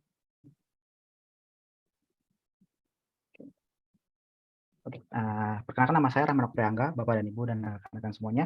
Saya selaku Ekspor dan Impor Manager di PT Mekar Agro Sejahtera yang berdomisili di Kota Surabaya. Sebelumnya saya ucapkan terima kasih banyak kepada Bapak Eko dan Ibu Nina selaku penyampaian materi yang sebelumnya. Saya pribadi sepakat dan setuju dengan hasil yang sudah disampaikan untuk sektor UMKM. Beberapa poin-poin yang mungkin akan saya sampaikan sudah beliau-beliau sampaikan, dan kurang lebih sesuai dengan yang akan saya sampaikan nantinya. Oke. Sebenarnya dari sektor UMKM kita semua tahu kabar atau simpang siur di ekonomi di 2023. Apa kabar ekonomi 2023? Saya selaku pelaku usaha UMKM bersifat untuk menenangkan gerbong-gerbong saya yang lain-lainnya. Karena yang kita tahu beberapa waktu lalu mungkin sempat viral juga perihal gelapnya ekonomi di tahun 2023. Nah, kita selaku pelaku usaha nggak bisa untuk langsung terjerumus ke dalam berita tersebut, sehingga dari saya pribadi melakukan riset atau mencari beberapa informasi yang beredar di negara kita, negara Indonesia. Dan untuk sumbernya sendiri saya ngambil dari Kementerian Keuangan kita per tanggal 22 Oktober. Kondisi ekonomi global memang sedang tidak baik-baik saja. Risiko global terus meningkat mengakibatkan ekonomi dunia menjadi melambat. Berdasarkan data IMF dalam World Economic Outlook atau WEO Oktober 2022 memproyeksikan pertumbuhan global melambat tajam hingga 3,2% pada tahun 2022 dan 2,7% pada tahun 2023. Nah, berdasarkan data yang saya ambil dari sumber Kementerian Keuangan Republik Indonesia, bagaimana dengan pertumbuhan ekonomi di Indonesia? Pertumbuhan ekonomi Indonesia masih tetap solid saat ekonomi dunia sedang melambat. Kita bisa melihat juga data berdasarkan Kementerian Keuangan Republik Indonesia, ekonomi Indonesia itu pada tahun 2023 itu masih tetap di posisi 5%, sehingga kami selaku pelaku usaha tentunya tidak termakan berita-berita negatif di luar sana yang memberitakan bahwa ekonomi di Indonesia itu pada tahun 2023 itu gelap, karena kita tentu selaku pelaku usaha berpegang teguh juga dengan data yang sudah diberikan oleh kementerian atau pemerintah Indonesia gitu. Ekonomi Indonesia diproyeksikan tetap tumbuh sebesar 5,3% pada tahun 2022 dan sedikit menurun ke level 5% pada tahun 2023. Pertumbuhan ekonomi Indonesia yang bisa tetap solid Mungkin ya. bisa langsung aja pada topiknya ya supaya lebih Oke. cepat untuk didiskusikan. Terima kasih. Oke. Ya, oke, siap, Ibu. Oke, saya skip untuk materinya, izin. Oke, untuk best practice-nya dari sektor pelaku usaha ada 8 poin yang bisa saya sampaikan. Kurang lebihnya tadi sudah disampaikan oleh Pak Eko dan Ibu Nina. Mungkin yang pertama adalah hindari utang konsumtif sebagai pelaku usaha. Jika saat ini masih suka berhutang, pelajari sebab dan fungsi utangnya untuk apa. Kalau sifatnya konsumtif, belajar untuk menekan gaya hidup. Kalau sifatnya hutang, dagang, diskusikan ulang dengan pemberi hutang. Yang pertama. Yang kedua, jangan boros. Hidup sewajarnya saja, belilah yang memang sekiranya dibutuhkan, bukan berdasarkan dorongan keinginan. Oke. Poin yang ketiga, sisihkan uang, investasikan. Kalau untuk saya pribadi, untuk investasi menjadi dua. Yang pertama itu duniawi, emas batangan, saham, deposito, reksadana, dan obligasi. Yang kedua itu investasi berupa di akhirat, sedekah dan wakaf. Poin selanjutnya, atur keuangan dengan baik. Setelah uang masuk, pastikan Anda pintar untuk alokasikan keuangan. Mas Rahman. Ya, Bu. Ya, Mas Rahman, mohon maaf, mungkin pengalaman di UMKM-nya aja karena hari ini bahasan kita terkait dengan UMKM. Jadi bagaimana best practice yang dialami oleh terkait dengan ekspor import itu yang mungkin kita butuhkan karena ini kan untuk kajiannya Indef ya. So. Oke, kalau untuk pengalamannya masuk di poin 6, 7, dan 8 Ibu. Kita pada poin-poinnya. Untuk pengalaman sendiri kita bangun ekosistem dulu pertama, karena ekosistem bagaimana kita bisa berkuasa mengendalikan kontrol dan kendali atas sektor usaha yang kita punya. Untuk yang kedua itu adalah joint circle, Bu. Jadi kita selaku pelaku usaha itu mempunyai komunitas-komunitas yang bersifat untuk memberikan insight, inspirasi, energi, relasi, dan realisasi.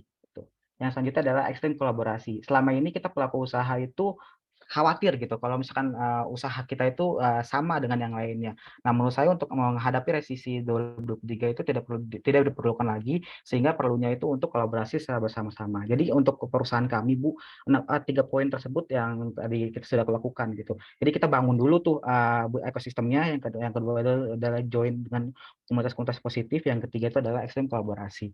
Itu Ibu untuk penerapan di perusahaan kami. Oke. Mungkin untuk pengalaman kita, ya, Ibu. Pengalaman yang sudah dilalui, bagaimana ketika berhadapan dengan berbagai hal, ya, terus bagaimana trik-triknya supaya bisa berhasil. Mungkin itu juga bisa disampaikan. Jadi best practice yang dihadapi. Oke, kalau misalkan untuk pengalamannya Bu, tadi sudah disampaikan oleh Pak Eko juga, kita tuh pengalaman itu keseringannya itu terhambat di sektor pendanaan tentunya. Yang kedua karena memang kita bergerak di sektor pertanian, pertama pendanaan, yang kedua itu bersifat iklim. Nah, untuk yang ketiga itu perihal tentang edukasi. Biasanya itu kita taktiknya atau untuk mengakalinya itu adalah pertama untuk pendanaan itu kita memberikan modal dulu kepada petani-petani itu dari entah dari kontak bedaya atau bekerjasama dengan bank. Yang kedua itu adalah perihal untuk cuaca itu kita biasanya itu bersama dengan Kementerian dari Pertanian atau Kementerian dari Perindustrian Bu gitu, sehingga mereka juga memberikan bantuan tim untuk memberikan edukasi kepada para petani-petani kita Bu gitu. Selama ini sih kita untuk kolaborasinya itu bekerjasama dengan kementerian-kementerian dari pemerintah Indonesia Ibu gitu. Nah, problem biasanya di petani itu kan satu skala ekonomi kan. Yang kedua adalah kaitannya dengan kualitas yang sering berubah-ubah. Nah, gimana cara membina agar kualitas tetap baik dan kemudian mereka juga dalam skala sehingga harganya bisa tidak berubah-ubah. Ini apa yang dilakukan? Kalau untuk kami Bu, biasanya itu kita untuk kami pribadi di kota kelompok tani kami ada di Kota Malang. Biasanya itu kita selalu koordinasi dengan Kementerian Pertanian di sana Bu. Kalau perihal bibit biasanya itu kita diberikan edukasi perihal untuk bibitnya sampai pada saat penanganan di akhir. Jadi sehingga untuk segi harga tadi itu sudah diperhitungkan dari awal Bu, dari sektor bibitnya itu kualitasnya itu unggul atau tidak gitu kan, apakah kuat menghadapi cuaca di Indonesia pada saat bulan-bulan tertentu sampai akhirnya itu panen gitu. Jadi ditentukan itu dari awal dari sektor bibitnya Bu gitu. Apakah bibit itu sesuai dengan iklim Indonesia atau tidak gitu. Sehingga sedari awal memang sudah bisa ditentukan untuk harganya itu tidak akan berubah-ubah Bu gitu. Jadi memang fix ya dalam menentukan harga. Tapi kan dengan kondisi kemarin harga begitu meningkat, apa yang dilakukan? Apakah tetap memberikan harga yang sama atau memang ditingkatkan sesuai dengan harga pasar? Oh enggak Bu, kalau itu tentu kita untuk yang perihal yang sebelum-sebelumnya Bu, perihal kenaikan terutama di harga pupuk ya Bu, itu kan kerasa banget dampaknya untuk sektor pertanian gitu. Jadi untuk harganya tentu kita mengambil untungnya itu mungkin dari keuntungan ngambil tipis-tipis aja. Tetapi kalau dari kami sendiri Bu, kelompok tani kami itu tidak mengambil untung lebih, yang pertama. Yang kedua itu untuk kualitasnya tetap Bu standarnya, karena kita tetap dipantau sama Kementerian Pertanian ya Bu di daerah kami gitu. Jadi kita nggak pernah berani untuk menurunkan kualitas yang sudah ditentukan karena tentu akan mencoreng nama baik perusahaan kami juga dan kelompok tani kami gitu Ibu. Perusahaan ini bergerak di bidang sebagai off-taker ya? Sebagai off-taker petani atau gimana? Iya Bu, betul Bu. Jadi kita tuh dari awal membina petani, memberikan edukasi, memberikan modal, memberikan bibit juga melalui untuk bibit tuh biasanya kami bekerjasama dengan Kementerian Pertanian dan Kementerian Perindustrian Bu. Karena tentu untuk bibit-bibit mereka yang punya datanya gitu, ada di mana-mana nih bibit-bibit yang paling besar bisa kita ambil untuk diberikan kepada petani kita Bu. Gitu. Nah untuk pemodalnya biasanya itu dikeluarkan dari perusahaan kami atau melalui perbankan yang bekerjasama dengan perusahaan kami. Gitu Ibu. Oke, jadi selama udah berapa tahun sekarang?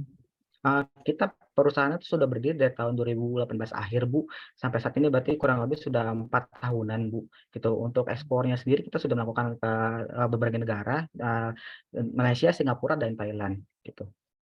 Jadi Anda bagian mengemas, kemudian kemasannya langsung diekspor gitu ya?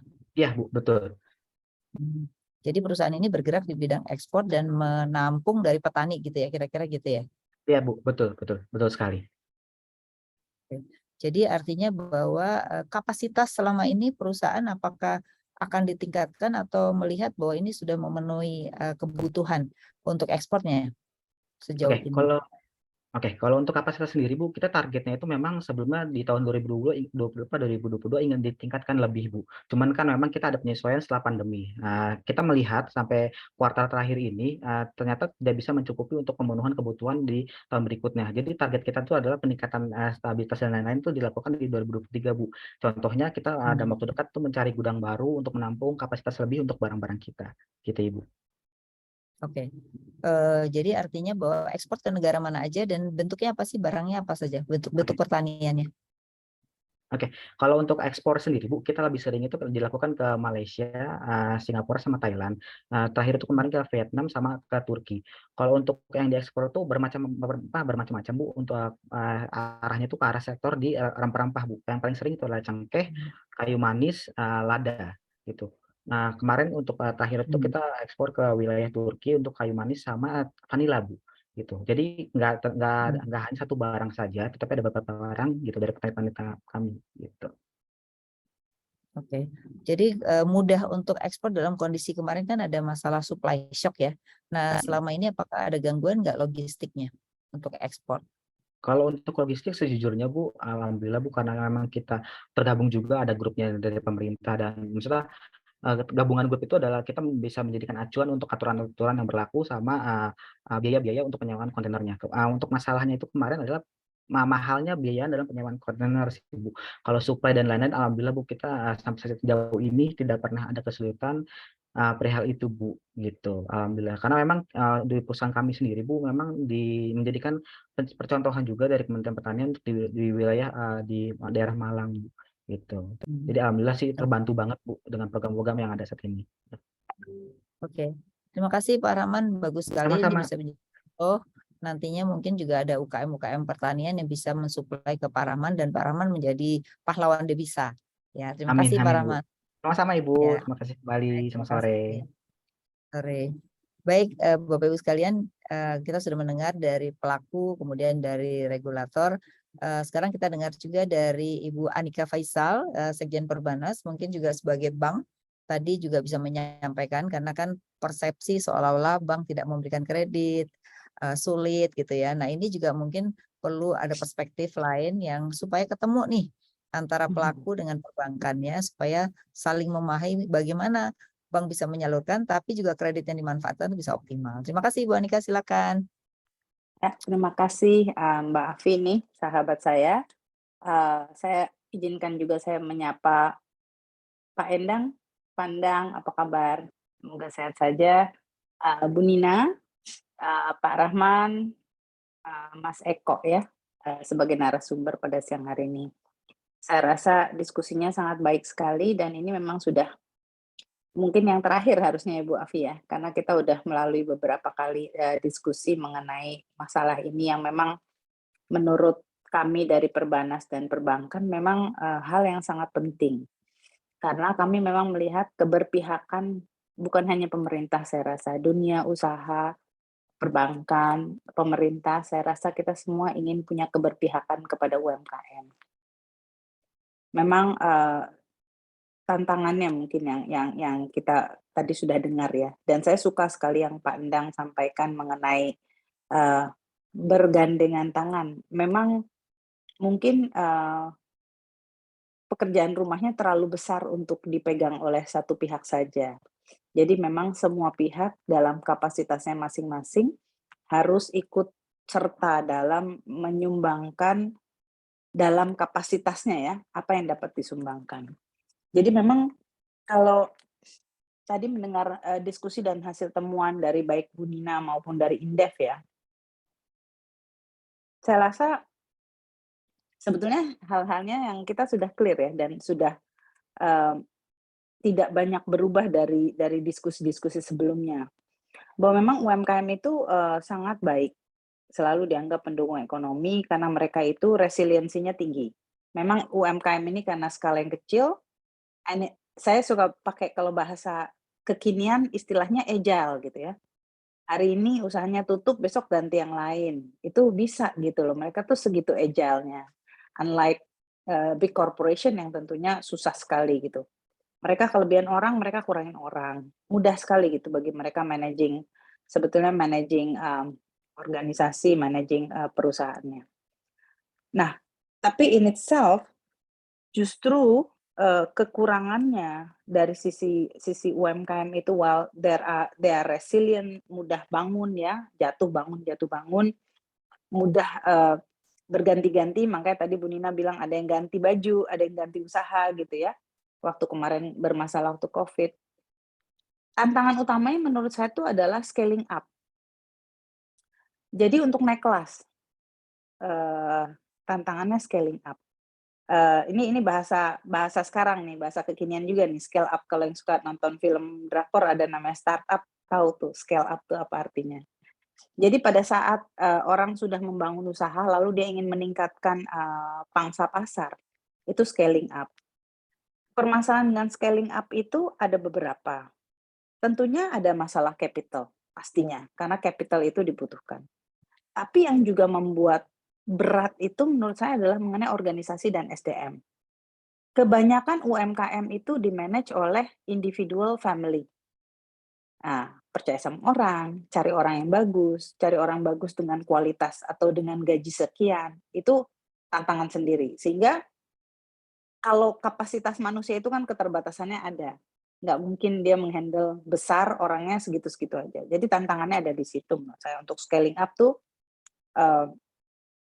also ini ya, mindset ya, membuka mindset. Karena biasanya antara misalnya kita lihat juga UMKM yang first layer atau parents-nya ya, begitu turun ke second layer itu bisa berbeda. Ada yang menjadi lebih baik karena biasanya generasi selanjutnya lebih berani melakukan inovasi. Ada yang juga inovasinya malah nggak berhasil. Tapi scaling up itu buat UMKM menurut saya tidak mudah. UMKM ini juga sangat sensitif terhadap cost ya, meskipun mereka mudah managing cost, problemnya itu dengan cash flow. Mereka punya cash flow tuh biasanya pendek. Lalu mata rantai, kalau mereka tagihan tidak terbayar aja udah setengah mati. Karena mereka punya capital juga terbatas. Dan mereka biasanya bisnis modelnya terbatas juga, nggak bisa saling subsidi cross ya, saling silang subsidi sulit. Oleh karena itu kembali kepada poin yang tadi disampaikan Pak Endang dan juga teman-teman yang lain dari Indef maupun Bu Nina, memang kita harus menciptakan namanya support system bagi UMKM. Support system itu dibagi dari 3 poin kalau saya lihat. Yang pertama, penciptaan pasar, penciptaan market ya, demand. Kenapa? Semua orang mau jadi pengusaha kalau marketnya ada. Saya yakin itu, apalagi anak-anak muda sekarang. Daripada suruh kerja 8 to 5, mereka pasti pengen jadi pengusaha kalau marketnya ada. Nah, pertanyaannya lalu market ini siapa yang harus menciptakan? Siapa yang akan memulai menciptakan pasar? Karena pasti ada cost dulu sebelum ada profit, gitu ya. Nah, itu sebetulnya tadi disampaikan juga bicara mengenai supply chain. Supply chain in itself adalah penyediaan market, di mana perusahaan yang besar akan menggandeng menjadi lokomotif terhadap UMKM. Karena dia memberikan jaminan pembayaran dan jaminan penyerapan produk. Permasalahan bagi UMKM, kalau mereka harus menghabiskan capital membuat sesuatu lalu tidak ada yang beli, habis uangnya, selesai. Oleh karena itu, penyerapan produk itu menjadi kunci. Kalau tidak, orang mau jadi pedagang yang cuma jadi broker. Nunggu ada PO, baru dia beli barangnya. Tidak ada resiko sama sekali. Kalau kita bicara tadi ekonomi kreatif, ya, kita bicara pertanian dan manufaktur, pasar itu sangat kunci gitu.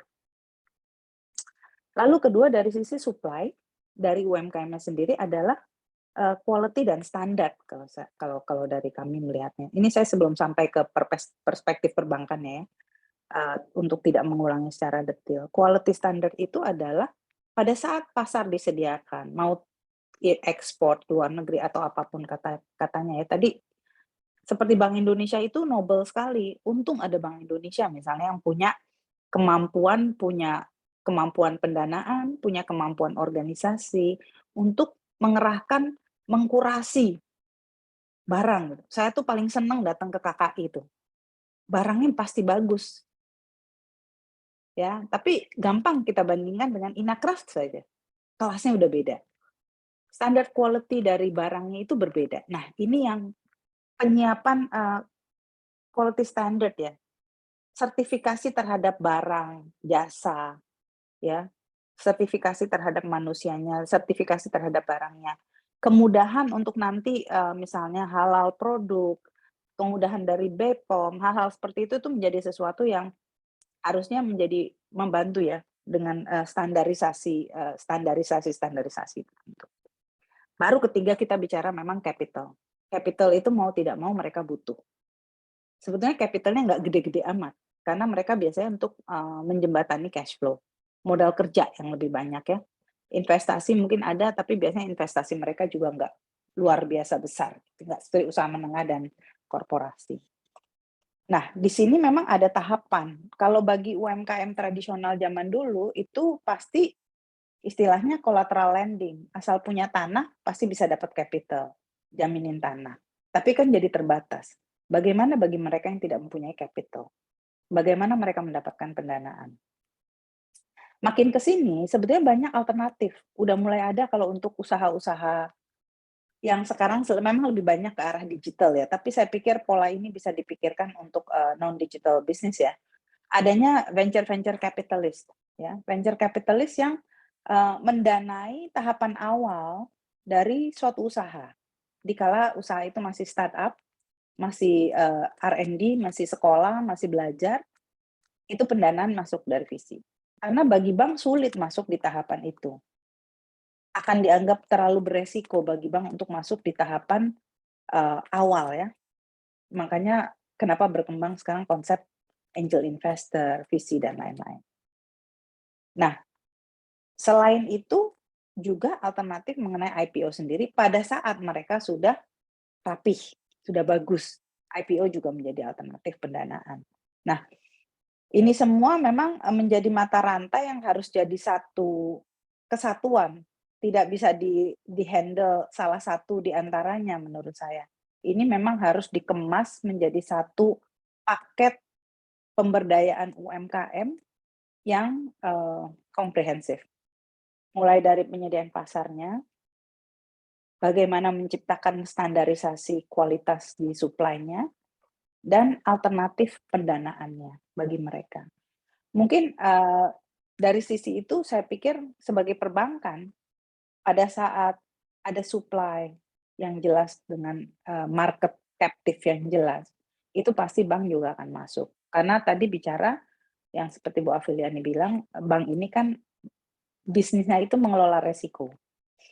Kalau resikonya terlalu besar, tentu bank juga tidak berani. Karena uang yang dipinjamkan adalah uang masyarakat. Ya, bukan uangnya kantong dari direksi komisaris atau pemegang saham. Uang dari masyarakat. Oleh karena itu, pengelolaannya harus penuh hati-hati, hanya harus ada suatu sistem scoring, sistem risk acceptance kriteria untuk memastikan lendingnya ini dapat dibayar kembali, sehingga menghasilkan keuntungan bagi bank maupun bagi penyimpan dana. Nah, tapi balik lagi tadi, mau berapapun plafon yang disediakan oleh perbankan, kalau marketnya tidak tercipta, dana ini tidak akan ditarik. Sebagus apapun atau sebesar apapun bank menyediakan plafon, kalau kemudian setiap pekerjaan supply ini tidak bagus kualitasnya dan karenanya di-reject, dan karena tidak mendapatkan pembayaran, dan tidak dapat dibayarkan ke bank, tentunya juga bank bermasalah. Jadi, saya rasa Bu Afiliani memang 3 hal ini yang menjadi mata rantai yang berkesinambungan yang harus dikemas menjadi satu paket nih. Bagaimana perbaikan itu dilakukan di sisi market, siapa yang harus melakukan apa, jadi mapping terhadap para stakeholder di UMKM ini sendiri, kemudian dari sisi supply, apa yang harus dilakukan, siapa stakeholder, siapa penanggung jawabnya, dan kemudian baru kita bicara capital atau bicara pendanaan. Di mana pendanaan ini akan datang jika supply dan marketnya sudah ada dengan baik gitu. Mungkin itu dari saya, Bu Afiliani. Terima kasih Bu Anika. Baik, Bapak Ibu sekalian, kita sudah mendengar dari paparan hasil kajian, kemudian juga dari para narasumber. Saat ini saatnya untuk memberikan masukan atau pertanyaan juga boleh. Pertama adalah dari teman-teman perbankan. Di sini ada dari Bank Mayapada dan dari berbagai bank lain yang ada. Mungkin silakan kalau mau mengomentari atau bertanya. Juga peserta yang lain silakan. Kalau nggak ada di kolom chat atau kasih raise hand, silakan. Ada Mbak Ria, mungkin bisa dibantu. Ada yang raise hand atau yang mau tanya? Masih belum, Ibu. Belum ada ya. Mungkin Pak Ong Wijaya Ya, mungkin dari Bank ya Mayapada. Ibu, Silakan. dari Bank Mayapada. Satu hal Bu ya, untuk UMKM itu kebanyakan tadi juga sudah di sounding bahwa pencatatan keuangannya tidak baik Bu. Yaitu yang membuat bank itu berat untuk memberikan pinjaman. Mungkin jalan keluarnya apa Bu, bisa tolong dibantu. Terima kasih Bu.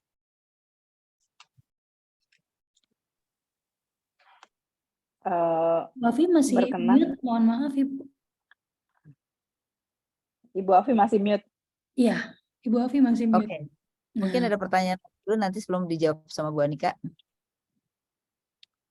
Ini ada juga yang punya pengalaman banyak nih, tapi nggak nongol wajahnya nih Pak. Siapa nih? Ada yang lain silakan. Mungkin saya rasa nggak Dari apa-apa kita Bapak. sebagai suatu diskusi ya Bu Afiliannya. Ya, boleh silakan. Ya, Silakan Mbak Anika. Pak Ong mungkin kalau saya ini sudut pandang saya bisa benar bisa salah sih. Memang itulah tantangannya. Jadi memang tadi kan masalahnya juga satu hal yang mungkin saya belum sempat bahas ya mengenai economic of scale. Jadi cara melayani UMKM ini. UMKM ini harus ditangani satu persatu, ongkosnya jadi mahal. Karena kan tadi perlu dibimbing. Mereka mungkin nggak tahu caranya bikin keuangan, bukan yang nggak mau, tapi nggak tahu cara bikin keuangan yang benar. Laporan pajak juga yang benar seperti apa. Jadi hal-hal seperti itu memang mereka tadi bagian dari support system yang harus diciptakan ya. Diciptakan. Nah, bank bisa saja membantu. Tapi tadi saya bilang, lalu menjadi kepada elemen of cost kan. Kalau bank yang harus melakukan pendampingan terhadap hal seperti itu, cost to serve-nya menjadi sangat mahal. Di luar cost of fund kan gitu. Cost of fund plus cost of serve istilahnya ya. Jadi mahal bagi UMKM-nya, kasihan. Jadi bisa nggak? Bisa-bisa aja. Tentunya bank punya keahlian juga untuk membantu di sisi itu dan bank bisa-bisa saja. Tahu saya seperti contohnya beberapa bank yang masuk ke micro segmen ya, mau nggak mau mereka harus melakukan pembinaan, melakukan pendampingan untuk membantu para nasabah itu memahami mengenai laporan keuangan atau mengenai even rekening lah kalau individu ya debit kredit gitu. Tapi tadi memang pertanyaannya menjadi cost to serve karena kalau sepanjang dia economic of scale-nya kecil-kecil scattered gitu ya. Misalnya kalau bisa dibilang pakai satu kelompok, makanya kenapa dengan misalnya bisnis model platform e-commerce gitu misalnya, mungkin itu lebih gampangnya karena bisa dikelompokkan sebagai satu kelompok gitu ya, yang bisnis modelnya mirip gitu ya, sehingga kalau mau dikasih bantu pendampingan bisa ada satu modul yang dipakai buat katakan 100 orang gitu. Jadi itu lebih masuk akal daripada harus bikin modul yang satu-satu diajarinnya gitu. Itu mahal sekali bagi banknya. Nah ini mungkin memang PR-nya tadi kalau saya bilang sih Pak, saya pikir yang saya bilang tadi mengenai sertifikasi sih Pak. Jadi laporan keuangan is satu ya, tapi kualitas produk juga is another thing Pak. Artinya kita suka terima deh misalnya beli online, barangnya datang packagingnya berantakan. Kalau makanan itu tiba-tiba makanannya udah daluarsa misalnya kan, kayak gitu-gitu. Nah ini yang harus ada standar sertifikasi nasional saya pikir mungkin ya. Tentunya yang dibuat semudah mungkin dan semurah mungkin, kalau perlu malah bebas gitu. Kalau pemerintah mau mensupport dengan dana ya, saya pikir kalau pemerintah memang mempunyai dana untuk membantu UMKM daripada membantunya dari sisi subsidi bunga, mungkin saya pikir membantu dari sisi pendampingan lebih efektif mungkin tadi menciptakan balai lembaga sertifikasi atau LPK atau lembaga sertifikasi gitu yang akan membantu. Dan sekarang kan kita kalau bicara ekspor juga, kalau kita bicara ekspor ke luar negeri gitu ya, semua udah ngomong kayak ya, Eropa dan lain negara-negara maju semua bicaranya standar kualitas gitu. Nah itu yang memang saya pikir kalau dari saya sih itu sih suggestion-nya memang. Baik, terima kasih Mbak Anika. Jadi memang banyak cara ya sebenarnya. Bahkan sekarang perguruan tinggi juga ada inkubasi yang biasanya juga bisa membantu UMKM untuk membuat laporan keuangan, karena sekarang perguruan tinggi kan diwajibkan juga untuk pengabdian yang lebih tinggi gitu. Saya rasa ini juga bisa menggandeng sebenarnya perguruan tinggi untuk bisa membantu ya. Nah, di sini ada, terima kasih Pak pertanyaannya. Di sini ada dari BTN, ada dari BCA, ada dari Alobank, ada dari Ganesha. Mungkin silakan kalau mau bertanya, dari Danamon juga ada, dari Citibank juga ada. Silakan, kami persilakan kalau ada pertanyaan atau yang lainnya juga boleh selain dari bank-bank. Mbak Ria dibantu. Ada yang kelihatan nggak? Saya nggak kelihatan. Masih belum Ibu kalau di chat Ibu. Ya. Ini kayaknya mesti ditunjuk-tunjuk. Oh ini ada Ibu satu raise hand dari Bapak Zulfian Syafrian BRI Research Institute. BRI. Nah ini sekarang wakil BRI, nggak mau Indef lagi nih. Silakan Mas Zul. Ya Bu, beda. beda konteks Bu Afi. Iya Bu, Akan karena ini mewakili Pak Anton ya, Endranata yang Pak Ekonomis BRI, beliau sudah hadir. Dan salam untuk Bapak Ibu sekalian. Mungkin saya mau diskusi ya, mungkin dengan dengan bank-bank yang lain gitu kan. Soalnya tadi kan di paparannya Pak Eko juga sudah ya bahwa itu tadi kalimatnya pada intinya bahwa ada keinginan dari pemerintah kan untuk mendorong kredit UMKM ini lebih inklusif ya, dan itu tercermin dari yang indikator 30% itu ya gitu. Nah kan ada juga logikanya, dengan tadi kalau bahasa pandang BI itu kan sudah banyak yang menggendong saja 30% belum tercapai begitu kan. Nah itu nanti dengan berbagai macam fasilitas juga yang sudah diberikan ya, misalkan begitu rendahnya bunga KUR, begitu banyaknya target KUR juga kan tahun depan sepertinya di atas 400 triliun gitu. Nah itu pun sepertinya prediksinya masih berat kan untuk mencapai 30% sebagaimana mimpinya Pak Presiden 2024 itu sudah tercapai gitu. Nah, tapi di sisi lain tadi sepertinya perbankan itu mungkin belum cukup kuat ya untuk menyerap aspirasi tersebut begitu. Nah, tapi kan biasanya nanti khususnya dalam konteks kebijakan ya dalam KUR itu kan nanti diturunkan ke bank-bank. Nah, kalau dari masing-masing bank itu khususnya yang menyalurkan itu apakah sudah ada angka belum sih? Misalkan tahun depan tuh mampunya berapa begitu, atau mungkin misalkan dari BI-nya sendiri atau dari otoritas lain, apakah sudah ada angka sebenarnya kemampuan perbankan kita tuh berapa sih untuk menyerap baik itu kredit UMKM khususnya mungkin dari KUR. Nah mungkin saya coba melontarkan pertanyaan terbuka seperti ini ya Bu Afi ya. Terima kasih. Baik, terima kasih. Jadi memang kalau dilihat dari bank beda-beda ya. Karena sekarang kalau kita melihat, ini sekalian jawab aja. Karena pada umumnya dengan adanya KUR yang makin besar, pasti porsi BRI yang paling tinggi sebenarnya. Jadi kalau dilihat secara industri nantinya bisa capai itu. Tapi kalau dilihat per bank itu akan sulit. Karena bank itu punya bisnis model yang berbeda-beda gitu ya. Ada bank yang memang ke retail gitu ya, tapi mereka punya batas tertentu gitu. Ada yang memang ke korporasi. Jadi memang ini menurut saya tidak bisa disamaratakan setiap bank wajib 30 gitu. Jadi biarkan bisnis model itu masing-masing. Mungkin bisa dilihat dari RBB karena RBB kan disampaikan oleh bank ya. Dari situlah mungkin pemerintah dalam hal ini OJK bisa membantu untuk memperhatikan tiap bank itu target UMKM-nya berapa.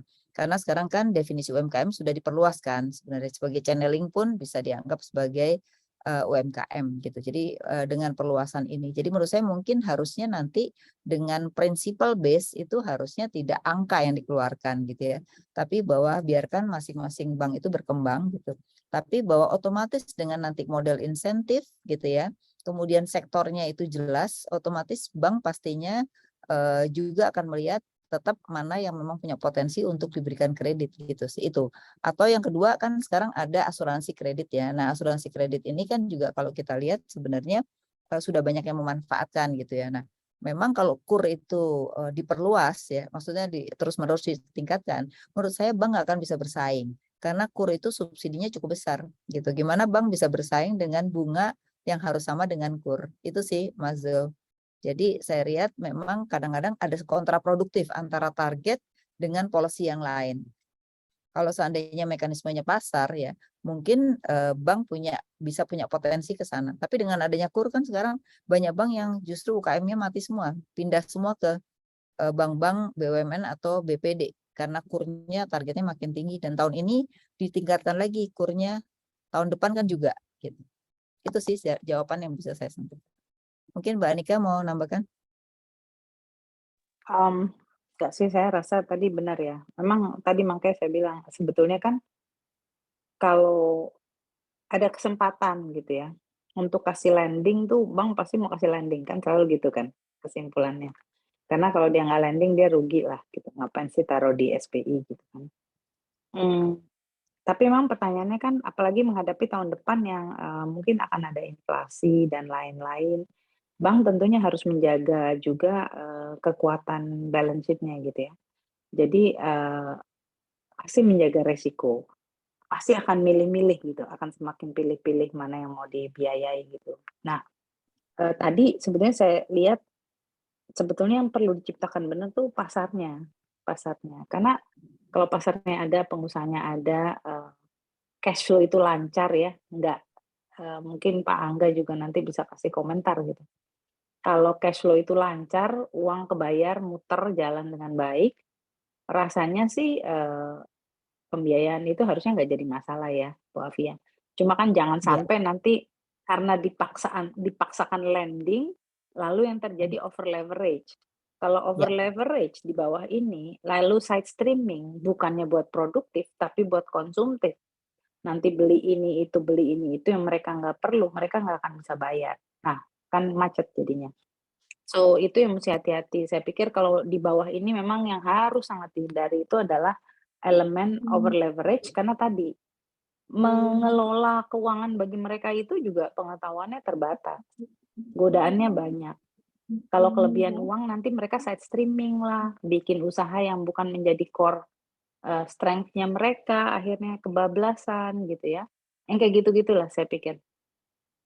Itu mungkin yang harus jadi dicermati gitu. Jadi memang subsidi itu mungkin saya pikir kalau memang pemerintah mau menyediakan subsidi, diarahkan ke tempat yang tepat lah kalau istilah saya. Iya betul. Jadi memang selama ini kalau kita lihat lebih ke supply side, padahal kita kan pengennya demand side dulu, otomatis supply itu akan jalan dengan sendirinya. Jadi mungkin mesti dibalik.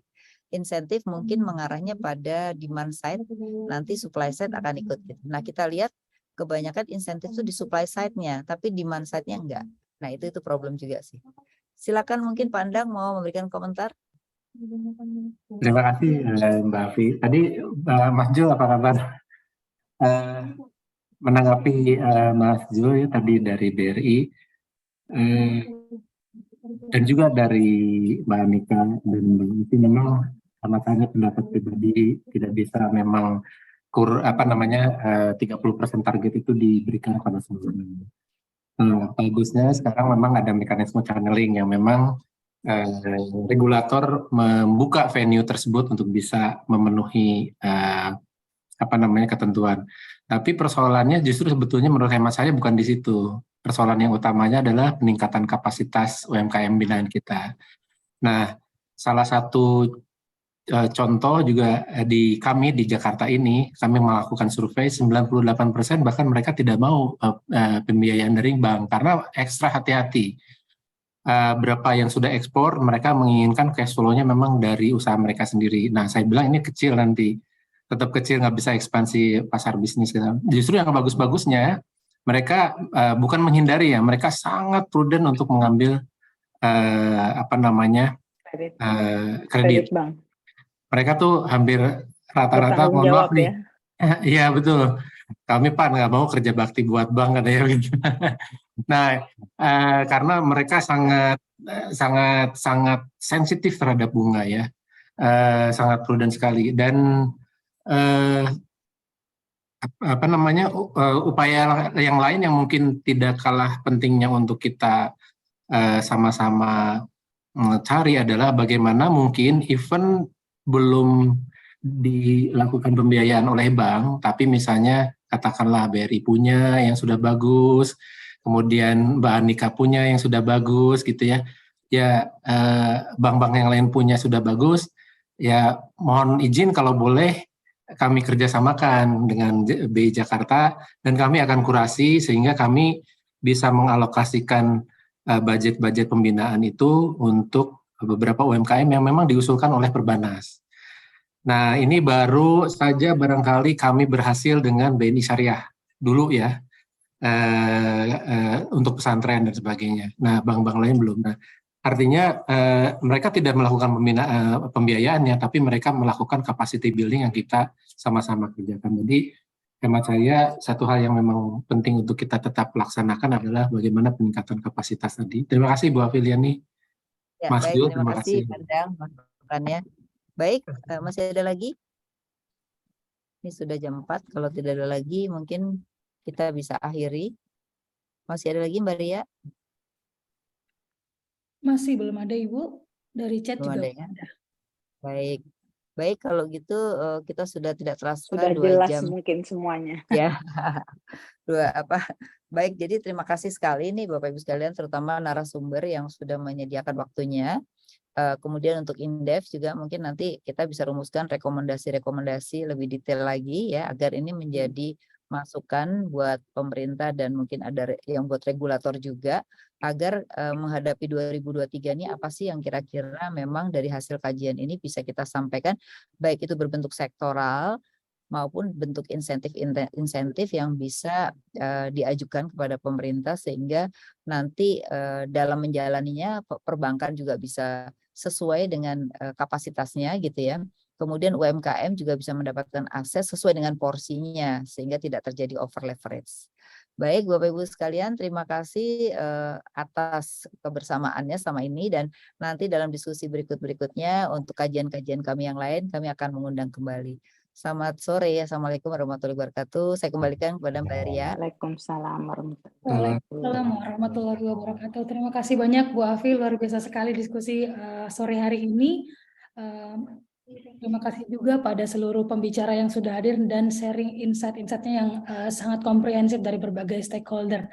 Dengan berakhirnya sesi diskusi, berakhir pula sesi acara di sore hari ini. Kami tutup. Mohon maaf apabila ada kekurangan. Wassalamualaikum warahmatullahi wabarakatuh. Terima kasih. Selamat sore. Terima kasih. Selamat sore. Mari. Mbak Afi, Ya, mari. Sehat selalu. Terima kasih Pandang, Bapak Bu Ibu Afi, semua. Terima kasih. Bu Anska, Liliani, Eko.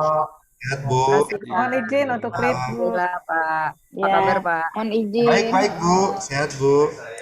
Alhamdulillah. Sampai ketemu lagi semuanya. Ya. Sampai ketemu. Lagi Mas Mari. Eko, Mas Nah, Terima Anang, kasih Bu semuanya. Nina. Terima kasih semuanya. Sampai ketemu.